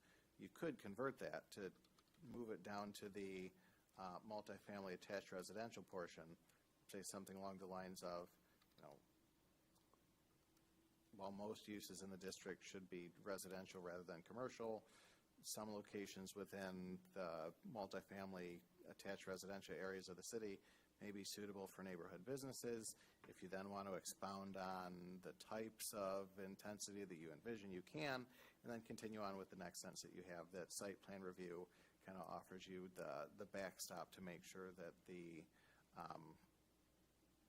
proposal is compatible with the surrounding neighborhood. Am I correct, though, that the fourth option has the downside similar to the first option of leaving it as a non-conforming, a legally non-conforming use, that until we made such changes in the zoning, if somehow during that time period it became unused, then it would go away? Well, I mean, nothing that you do now will change the fact that it's non-conforming. This is only the master plan. It would take a zoning ordinance amendment, a map Right. amendment Right. to make it conforming. There are several ways that you can do that. Again, I think here, whether you place it in commercial or place it in RM1 would give you, or no, it's zoned RM1 now. Zoned So it RM1 would now. be, if you put it in commercial, that would signal that the change that the Planning Commission envisions would be a map amendment. If you place it in the multifamily attached residential, rather than a map amendment, you would envision a text amendment to change the uses that are allowed in the RM1 district. Chairman.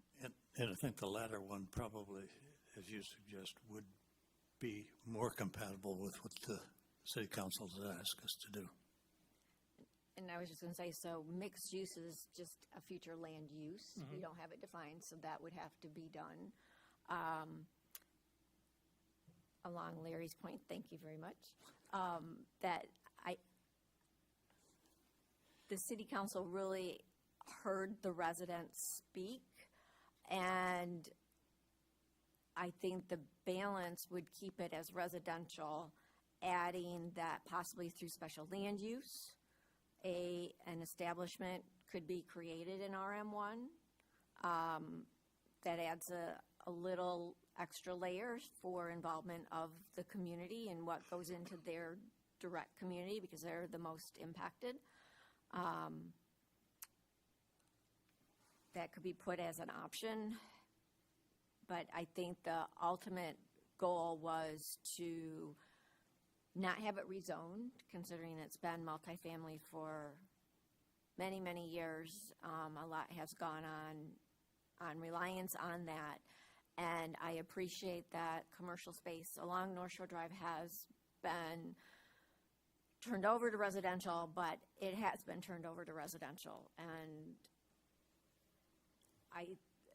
I would support the residents' concerns not to have it commercial. Out of concern of the intensity of use would be more than if it were in the residential area. I appreciate having a conditional rezoning, but that's open to more, that still leaves open the door for it to be a higher intensity use versus leaving it as multifamily residential and encouraging low impact establishments in the residential area. And I do like that approach because it's not just focused on 89, it's focused on the entire community. in terms of- I'm unclear how that addresses Larry, the concern going way back when Larry started talking about the roof coming off. You know, how are we leaving the business with enough, he has a business there, and he should have enough flexibility to respond to a crisis or respond to a situation or even make reasonable changes. And it just feels like we're putting him into a tighter box. Because if he's special land use, doesn't he have to come through a whole process to put his roof back on? That just doesn't seem, it doesn't feel right to me. So I guess to the extent that that was directed to me, I can't tell if it was or not. That was an editorial comment. You're welcome to clarify and fix me up. So putting the roof question aside, because again, that's a very specific hypothetical and we'd have to address that as it comes. You're correct that if those commercial uses were included in RM1 as special land use, he would need to seek and be granted special land use before he removes the lawful non-conforming status from the use. Until he gets that special land use approval, he'll be operating as lawful non-conforming just as he is now. On the other hand, if there were commercial uses that were included as permitted by right, then he would not need any, he wouldn't need this, obviously wouldn't need special land use approval at that point. He would then be permitted by right. I don't know, would he have to get a zoning permit to recognize the change? We'd have to, That's a we good question. might have to look into that, but certainly if the use was permitted by right, the process to being fully permitted would be a lot simpler. I don't want to say that it would immediately go away. He might need to get a zoning permit, but if he's permitted by right, there is no discretion to deny that permit. It's just it's a ministerial act that you come in, you get your permit, okay, Now you're not lawfully non-conforming anymore, you're a permitted use. But again, these are policy questions for the planning commission to consider. There are, legitimate concerns that if you broadly allow commercial uses by right, that would deviate from the character of what you intended in the RM1. On the other hand, if you make too many special land uses for things that you think would typically be granted no matter what comes before you, then you're going to be seeing, a multitude of special land use applications that you're just essentially rubber stamping because you've attempted to bake in protections that weren't necessarily needed. So I'm not opining one way or the other on which is appropriate, but those are kind of the pros and cons for if you do it by right or special land use. And as a planning commission, you need to find where the appropriate balance is. All right, is there a motion lurking out there in any of this conversation? Well, not yet, because there's some really good ideas. If we looked at changes to residential multifamily or RM1, and if we did something like that, then an individual could, let's say, buy one of the central lofts, because I think that's RM1. And if we permitted a dress shop or a bakery, a retail bakery, because that's what Jim and his family has, then someone could just put a retail bakery in one of those spots.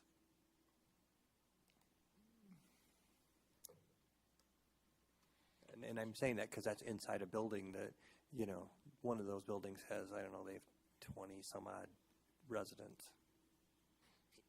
Could it be clarified that it would be ground floor? Well, there are some ground floors. No, or I don't want to say standalone because you could have two next to each other.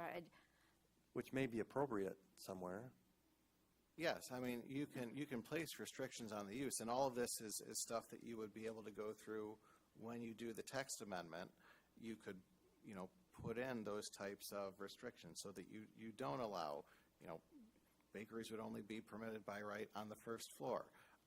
So yeah, there are ways that you can go about doing that, but you probably don't need to do that granular of a discussion now. You can do that when you do the zoning ordinance update, but Okay. if there are macro level concerns that you think a future planning commission and future city council should keep in mind when they're doing that text amendment, now is the time to put those kind of big picture things in, and then you can address all those concerns later if and when you get to a zoning ordinance amendment. Thank you. And towards that end, that was one reason I thought a special land use might be easier, because then we would not have to identify all the nuances. I think we could be broader at this point in time and determine on a case-by-case basis with each use that would come through, is that the right location? The right set of facts. So, it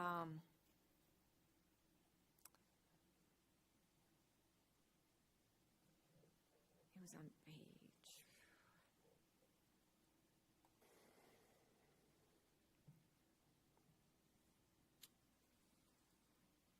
I will try a motion, and if it's not seconded, I would take suggestions. I would move to direct staff to prepare language that low-impact commercial establishments like bakeries would be allowed in multifamily RM1 districts, and provide alternative language for whether use by right or special land use to allow the planning commission to further refine as needed.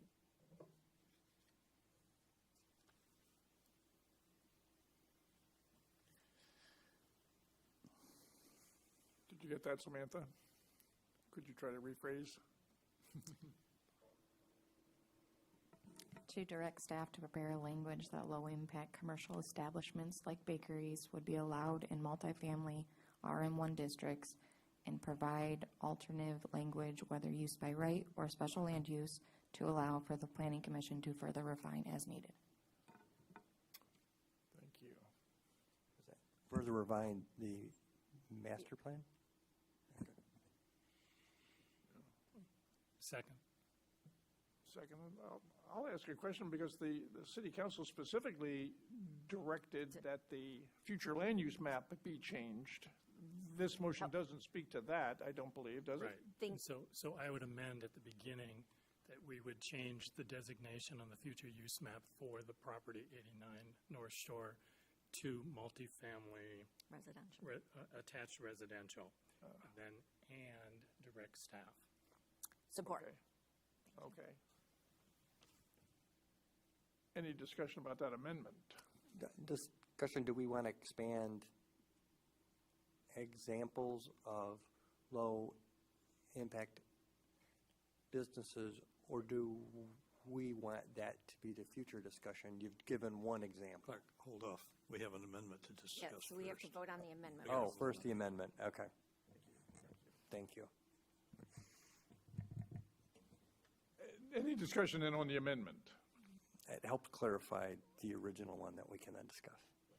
All right, then, all in favor of the amendment, say yes. Yes. Yes. Opposed? So the amendment's approved, so we have an amended motion, and we could have some discussion on the amended motion. And my discussion revolves around, do we want to give additional examples of low-impact businesses, or just that one low impact is enough to get the discussion going? So I was deferring to staff to provide other, Okay. mine was not, that's what staff is to provide us suggestions. As long as staff understand that there are suggestions, I'm good with that. Yeah. Was That that was not the only, but Kelly, does that give you and staff enough direction to proceed? Becca, do you feel comfortable? Okay, so a couple of questions, I guess, then. So I'm looking at page 67, where it had talked about Bundy's Bakery in the commercial, and I would assume that you want some of that language taken and put into the multifamily land use section, and then include other uses. I don't feel comfortable coming up with those uses. I think that is your all call as to what those low-impact uses should be included in that.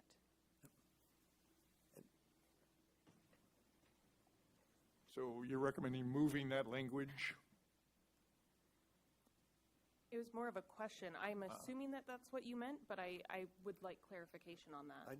I think that would, I think my clarification, when we were directing staff, so we're going to talk about this again before we go forward with that, and I think at that time then we might be able to look at that portion. So we're not done yet. but it was my understanding that section would get moved to the residential out of the commercial land use, because we're, especially in light of the amendment, it's going to be a residential area. If anyone has other low-impact establishments to include it, the motion could be amended at this time. Would we be better, this is a question, you know, what characteristics are we thinking about when we say low impact? I think that would I help. assume we're thinking about not too many people, not too many cars, not too many, I think hours. Yes, not too late. Right. Yeah, but how many is too many? right, That's- for me, that's that might be, for my new business, it might be 150 an hour, and for Clark's new business, it might be 3 a day. I Kelly, think it's okay to keep it broad, to say limiting traffic, limiting crowds, limiting hours, and that keeps it broad enough for the purpose of the plan, that it gives us what we need to evaluate a proposal. at the Kelly, time. were you the ZA when we reviewed, I believe it was a therapist? Oh, yes. We were looking at a physical therapist on East Wilson Street. That That predates was me. before. Okay, Yeah. but there's an example. Although, not in an RM1, but an example. Not in an RM1, but an example. Well, that's a good one to talk But- about, because it's probably not a lot of traffic, and it's probably not a lot of people. Yeah, that physical therapist is going to see one client at a time, probably. So is that an example of low impact or not? I would think it could be. Clark's smiling, so. I think there are other criteria here. First of all, we're looking, I believe, at least I am looking, at something that serves the local community. Okay. And that wouldn't necessarily be a chiropractor or a physical therapist. That I see as a broader scope. And in, We're looking at something that people are going to walk to. This is a walkable community kind of a thing. and if you look at the area, beachwear, and those types of things.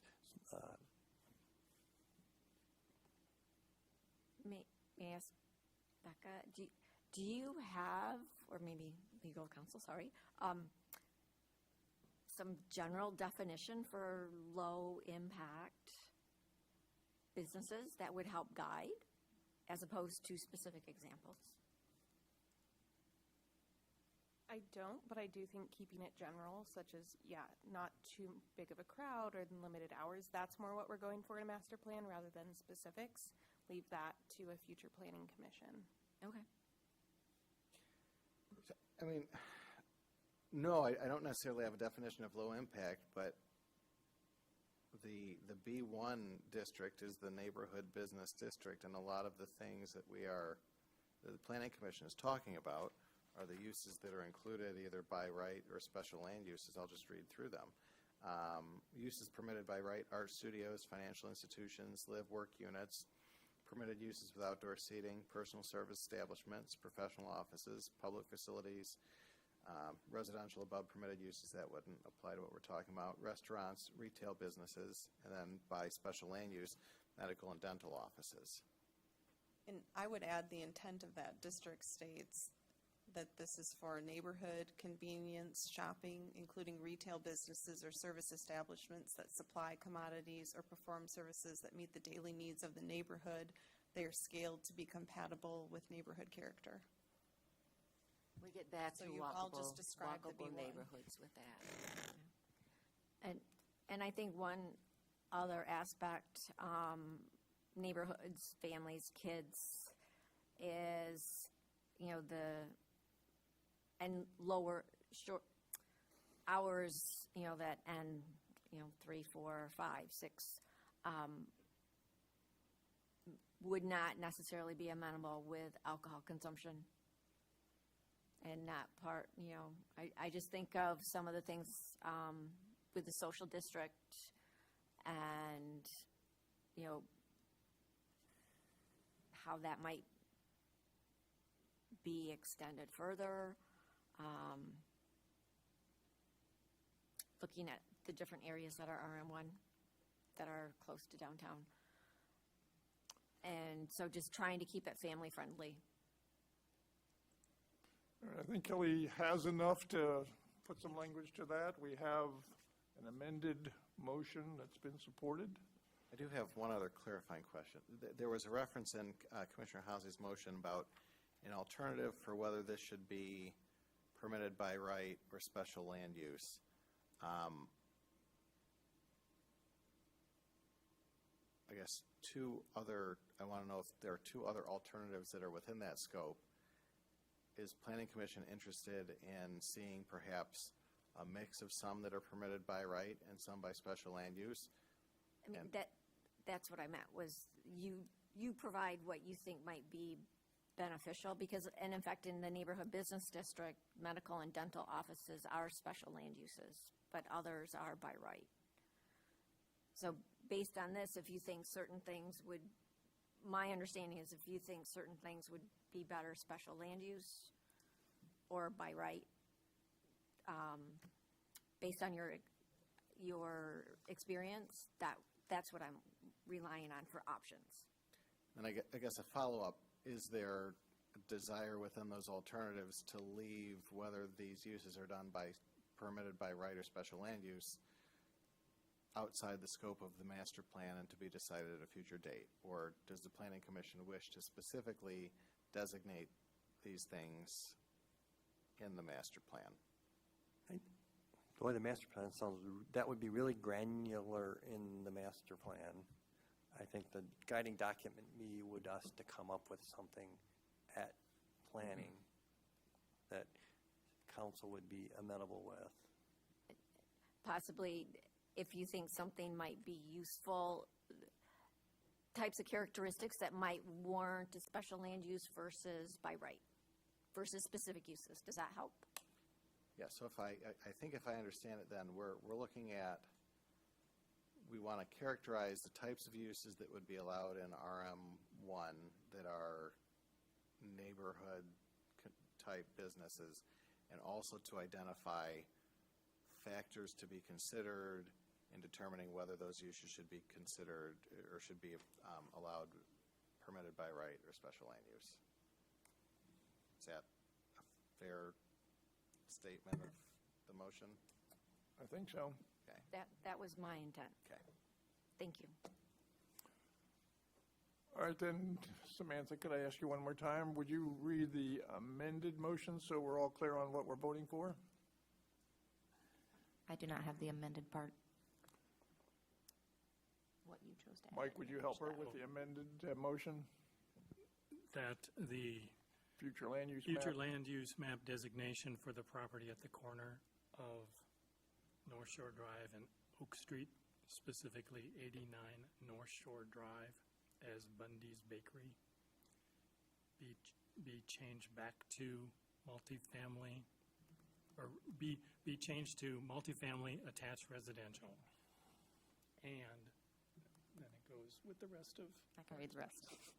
To direct staff to prepare a language that low-impact commercial establishments like bakeries would be allowed in the multifamily RM1 districts, and provide alternative language, whether used by right or special land use, to allow for the Planning Commission to further refine the master plan as needed. Everybody clear on that? Samantha, would you call the roll, please? Fenton, Yes. Gruber, Yes. Heinig, Yes. Hasley, Yes. Stegman, Yes. Varney, Yes. Campbell, Yes. Sherman. Yes. Motion carries. Thank you all. The third item that City Council had directed us to consider as an objection on their part has to do with the property on Baseline Road, and there was language, as we well know, that was in the 2018 master plan that somehow was lost in translation. And City Council, I think, would like to see that language restored. Mr. Chairman, before we go too far into this issue, could I ask for a brief recess? Of course. We'll stand adjourned for 10 minutes.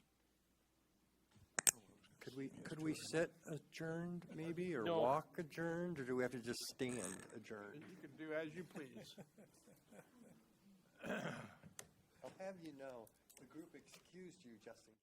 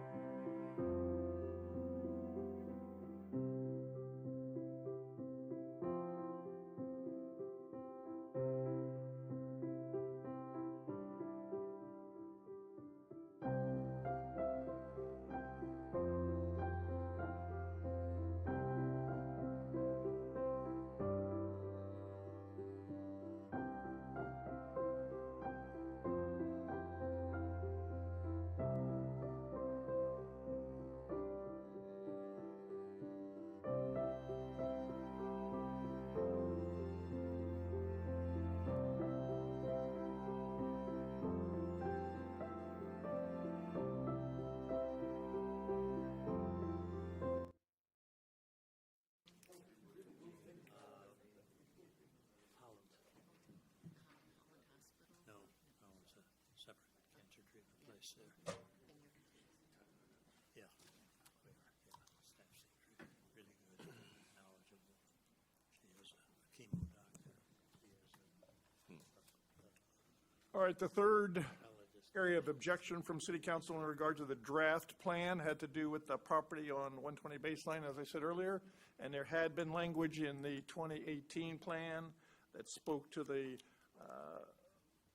property there, countryside nursing and rehabilitation, and how, if it would become available, it should be considered for single-family use. So, Kelly, is there anything else, or Beck, anything else to be added there? Nathan, anything you wanted to share? Just one thing to add. There's a statement in there's a phrase in the statement of objections that references workforce and missing middle housing. And those phrases, I think, have been used sometimes inconsistently and interchangeably by Planning Commission and sometimes City Council in the past. So we want to be clear what we're talking about when we talk about workforce housing and missing middle housing. And missing middle housing refers to the form of the housing. And there's an example on page 50 of the draft master plan that missing middle housing includes duplexes, both side by side and stacked, triplexes, courtyard apartments, bungalow courts, carriage houses, townhouses, smaller multiplexes, and live-work units. So I just want to be clear that when we're talking about missing middle housing, that it's the form of the housing, not necessarily whether the housing is attainable or affordable, with the understanding that, one of the goals of missing middle housing is to make housing more attainable, but that phrase is talking about the form itself, so that if we decide to use that phrase here in the master plan, we understand what that term means. Workforce and missile, or do you suggest we use just one of those terms? I mean, that's a policy question for Planning Commission. That is the statement of objections itself used the term workforce and missing middle housing. So you should consider using both of those and then discuss whether you think that's appropriate or not. My statement was not intended to opine that you should or shouldn't use one or both of them, just that if you use them, make sure that we're doing so with the understanding of what they actually mean. All right, then. Comments, discussion, motions, all are welcome. If I can make a comment, Mr. Chairman, this is very expensive property. And so, based on the location, so at least, as you think about specifying missing middle type housing, or if you just consider the price point of housing, I'm not sure we can really ever get there with this property.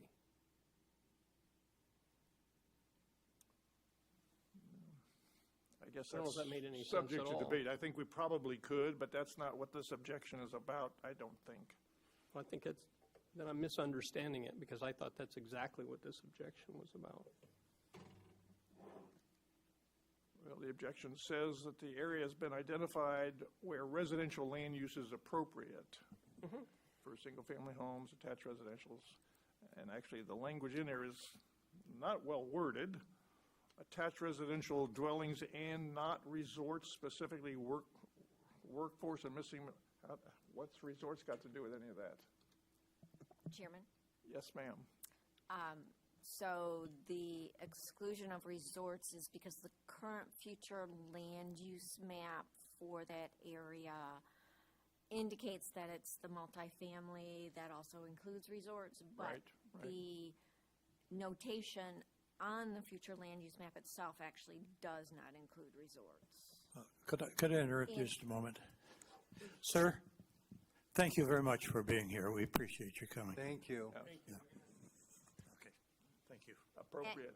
I did that Sorry. already, but. And that also dovetails with year-round housing. So resorts are the opposite of year-round housing. And that's, As are seasonal mobile home parks. but that is, that's my recollection of the basis of the statements. All right, And as we've discussed, we can accept or modify or reject, so. I don't think the attorney has given us permission to reject. We have to Well, act on I this. mean, But I understand what we you're have saying. the authority to, but it wouldn't move things forward if we did. Right. Other comments, discussion? Is it as simple as adding that language back to the draft master plan on page 64? So if I can clarify, Mr. Chairman, there were some public comments that the Planning Commission received that that individuals wanted language added back. The language that is included in the statement of objections is not the language that was removed. So, I mean, I think you might be conflating two different things. From the I don't have 2018. that document open. Right. There have been some public comments to the Planning Commission asking for language from the 2018 plan to be restored to the master plan. But that is not what the statement of objection specifically. I think in the 2018 master plan on page 41, somewhere in there, it begins, the future land use map recommends these areas, and then it goes on to identify the former nursing home. I thought that language was largely what's in the objection. I don't have that document open in front of me. Page 41 of the 2018 master plan. Yeah, it's page 49 of the PDF. Yeah, that's another, but it's 41 in the document, but correct, yes. confusing, yep, But if you were looking it up online, it would be page 49. right. And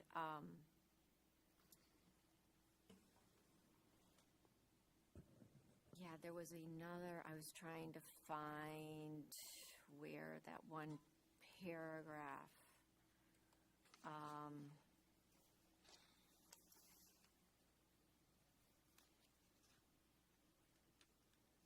Is that the goal, the missing middle? Is that the one you're looking for, or is that No, up there? I'm looking through the current, 49, up to this one, there we go. Mr. Chairman, I believe the This is sentence you were 49. speaking about is at the bottom of this And page rarely does they ever 41. match up. from the I'm old sorry, plan. Kaylee, would you say again, please? I believe the sentence you were speaking about from the old plan is at the bottom of this page 41 from the 2018 plan. Okay.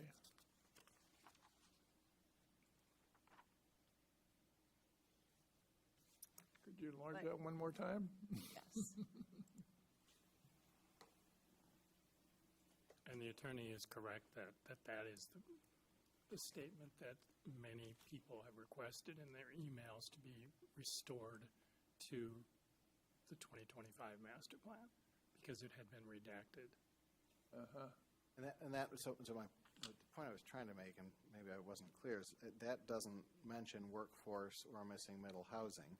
Now, it's ultimately up to the Planning Commission. If you believe that simply restoring that language is sufficient to satisfy the objections from City Council, that's your discretion. But I was just clarifying that the statement of objections is a little bit different than the many public comments that the Planning Commission has received. And maybe if I could ask our city council rep, was the objection drafted based upon these public comments, or is there any relationship whatsoever? the discussion started based on the public comment, but some of this, as I had indicated, with reference to not being resorts, was added because of the future land use map indication, and I had also received comments to that effect. It was a city council person who specifically requested the workforce and missing middle housing. And I'm pretty sure that's because a focus of the city currently is to increase workforce housing. And reaching the workforce housing, addressing the workforce housing dilemma is met through missing middle housing types generally. Other comments, discussion?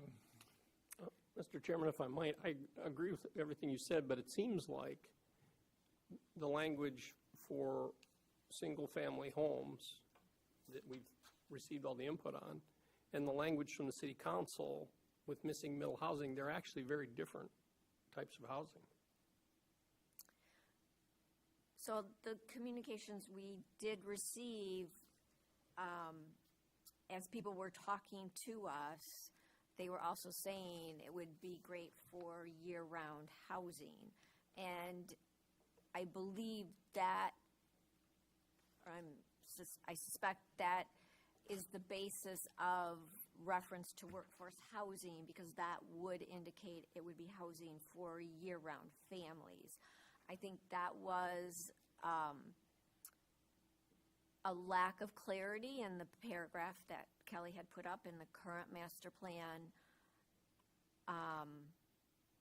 And also that paragraph does not indicate about the attached dwellings on the east side of the property, Maple Glen Apartments. So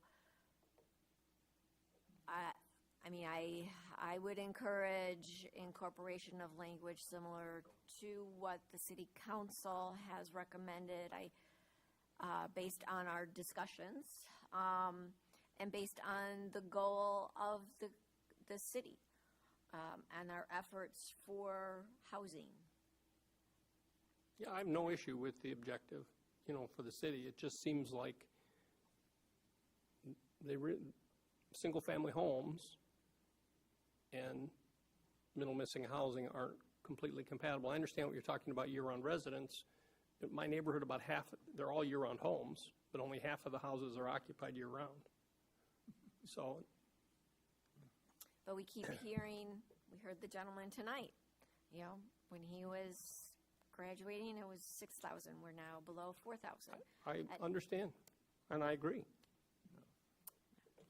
So my recollection is this was put in because of the goals of the city to increase year-round residents. And I think the reference to the development on page 41 of the current master plan is commensurate with what the city council had suggested.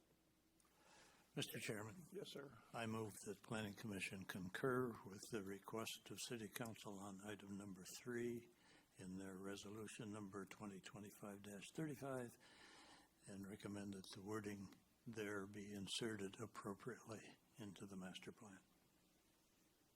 And that would be the wording from page 41 that Kelly just had up there, I think, correct? The wording included in resolution number 2025-35. Oh, okay, which would include the workforce and missing middle housing. Okay. And Second. I would amend to say .4 in the resolution. We're on the third point, but it's .4 in the resolution. That's true. Yeah, correct. To avoid any confusion. I'll take that into my motion. It doesn't have to be an amendment. If my second will agree. Who seconded? Agree. Okay. It's part of the original motion. All right. There we go. Thank All you. right, so it's been moved and seconded. Any further discussion? Motion would reinsert the language that had been there, or I'm sorry, that is in the city council statement of objections into the revised draft update. So my question would be then, so in the future land use map, and do we need a designation for that? Isn't it RM1 now? Okay. And can RM1, because I noticed, and I only say that with the RM1, what we had for, I thought, a goal for the missing middle is looking at those different housing topologies. You know, we need to really rethink what is a single-family home, a dwelling unit. And we look at RM1B, R2, as well as CBD, B1, B2, and B3, but we don't put RM1.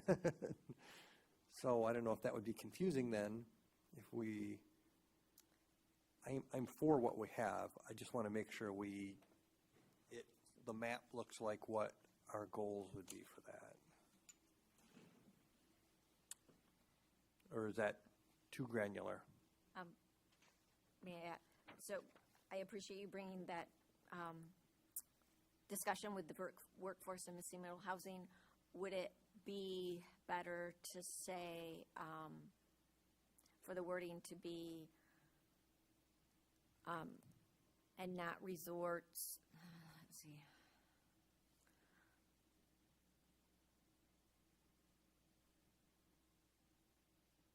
Instead of specifically workforce and missing middle housing,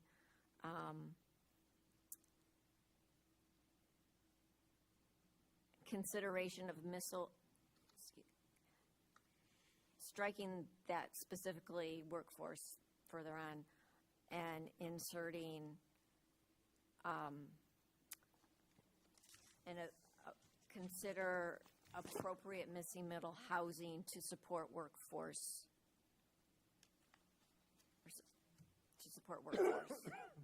housing. I mean, do you think it is beneficial to separate? I mean, I think that's a policy question, not a legal question. I would defer to Ms. Getman-Dissett. I mean, that's more of a planning. I'm a little outside my lane on that one. Or is it clear enough, Kelly? It really depends what type of housing you're hoping to see there. You know, are you hoping that it will truly be more single-family homes, or are you okay with attached residential dwellings, townhomes, triplexes, fourplexes? Because if that is okay, then I think it's okay to say both. Okay. Then And I'm thinking specifically of the Kilpatrick presentation and Right. the different types of housing that he presented to us and that we saw on his slides. Okay.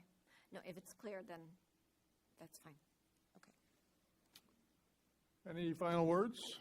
Just a follow-up question, just to clarify, where is this being inserted into? Yes, thank you. And that's, my suggestion, if I might, would be page 64 of the draft plan is the multifamily attached residential resort section. There are about halfway down the page. I will put it on the board, or on the Kelly, I don't have the screen. document open, but my notes said it was page 64. Yes. Did you say 54? I said 64. Oh, 64. Okay, that's where I thought it would fit best. So there are a couple of bullet points here. Yep, right above. Previously, it was the first bullet point in the 2018 plan. We might add it into this section here with the other bullet points. Right, that's what I was thinking. If that's okay.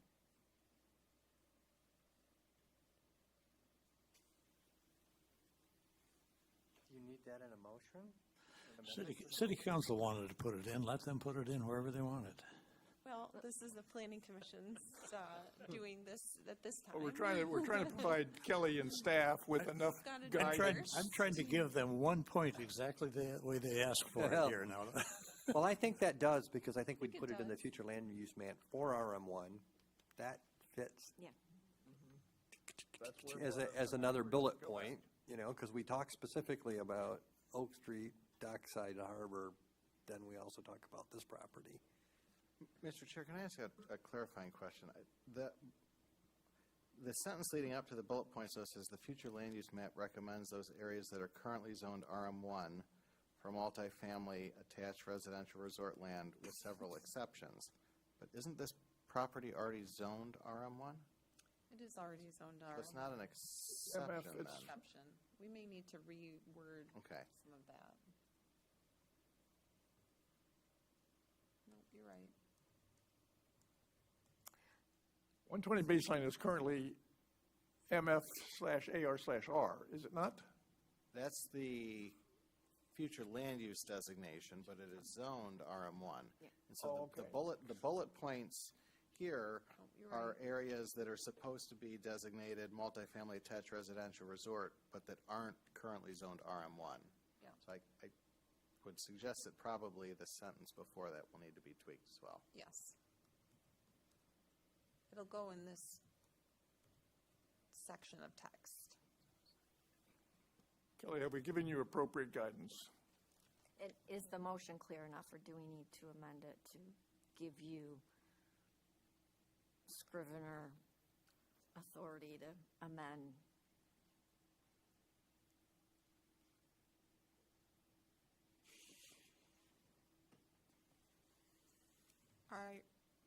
I think we would add the text, we didn't make any changes to text with the motion, is that correct?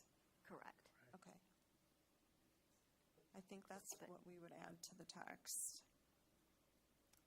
But I think is it fair to say inherently in that process, you would make changes to the draft master plan to make it make sense?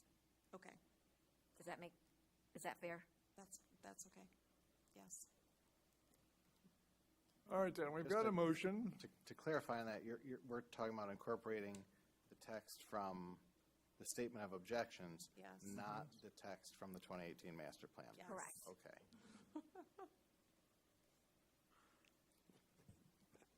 Samantha, would you call a roll on the motion? Gruber, Yes. Heinig, Yes. Hasley, Yes. Stegman, Yes. Barney, Yes. Campbell, Yes. Fenton, Yes. Sherman. Yes. Motion carries.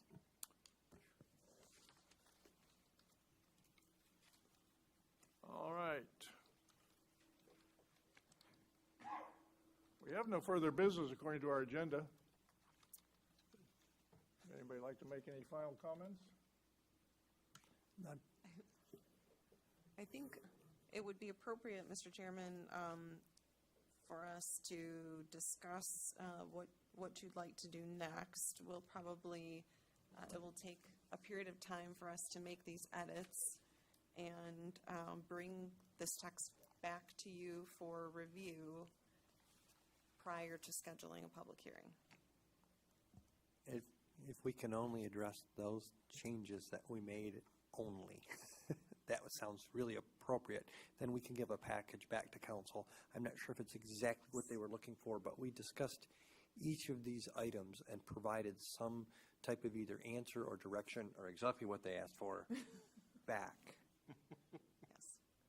But before we can give it back to council, we have to see the edit done, and then Yes. there needs to be a public hearing, and then we Yes. need to vote on the updated draft and send it to city council. And will we get a track change document back for those sections? Probably not. It would be easier for us to just make the changes, and we have minutes of what those changes are.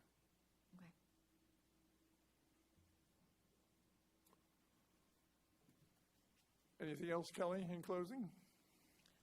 Not from me today. Thank you all for your effort and for your hard work today. I guess just a clarifying question on that. Is the plan then to just put this on a regular agenda, I think? I think we would do that at that point, yes.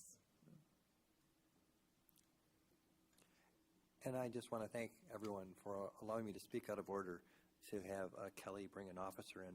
I felt bad for the gentleman that spoke and got spoken to, and I think he felt like he needed to leave, and no one should be in that situation.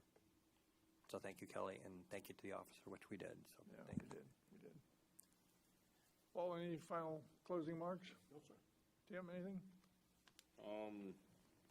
got a video guy in the back, 4 staff, 8 of us. It's 34 man-hours for this thing here.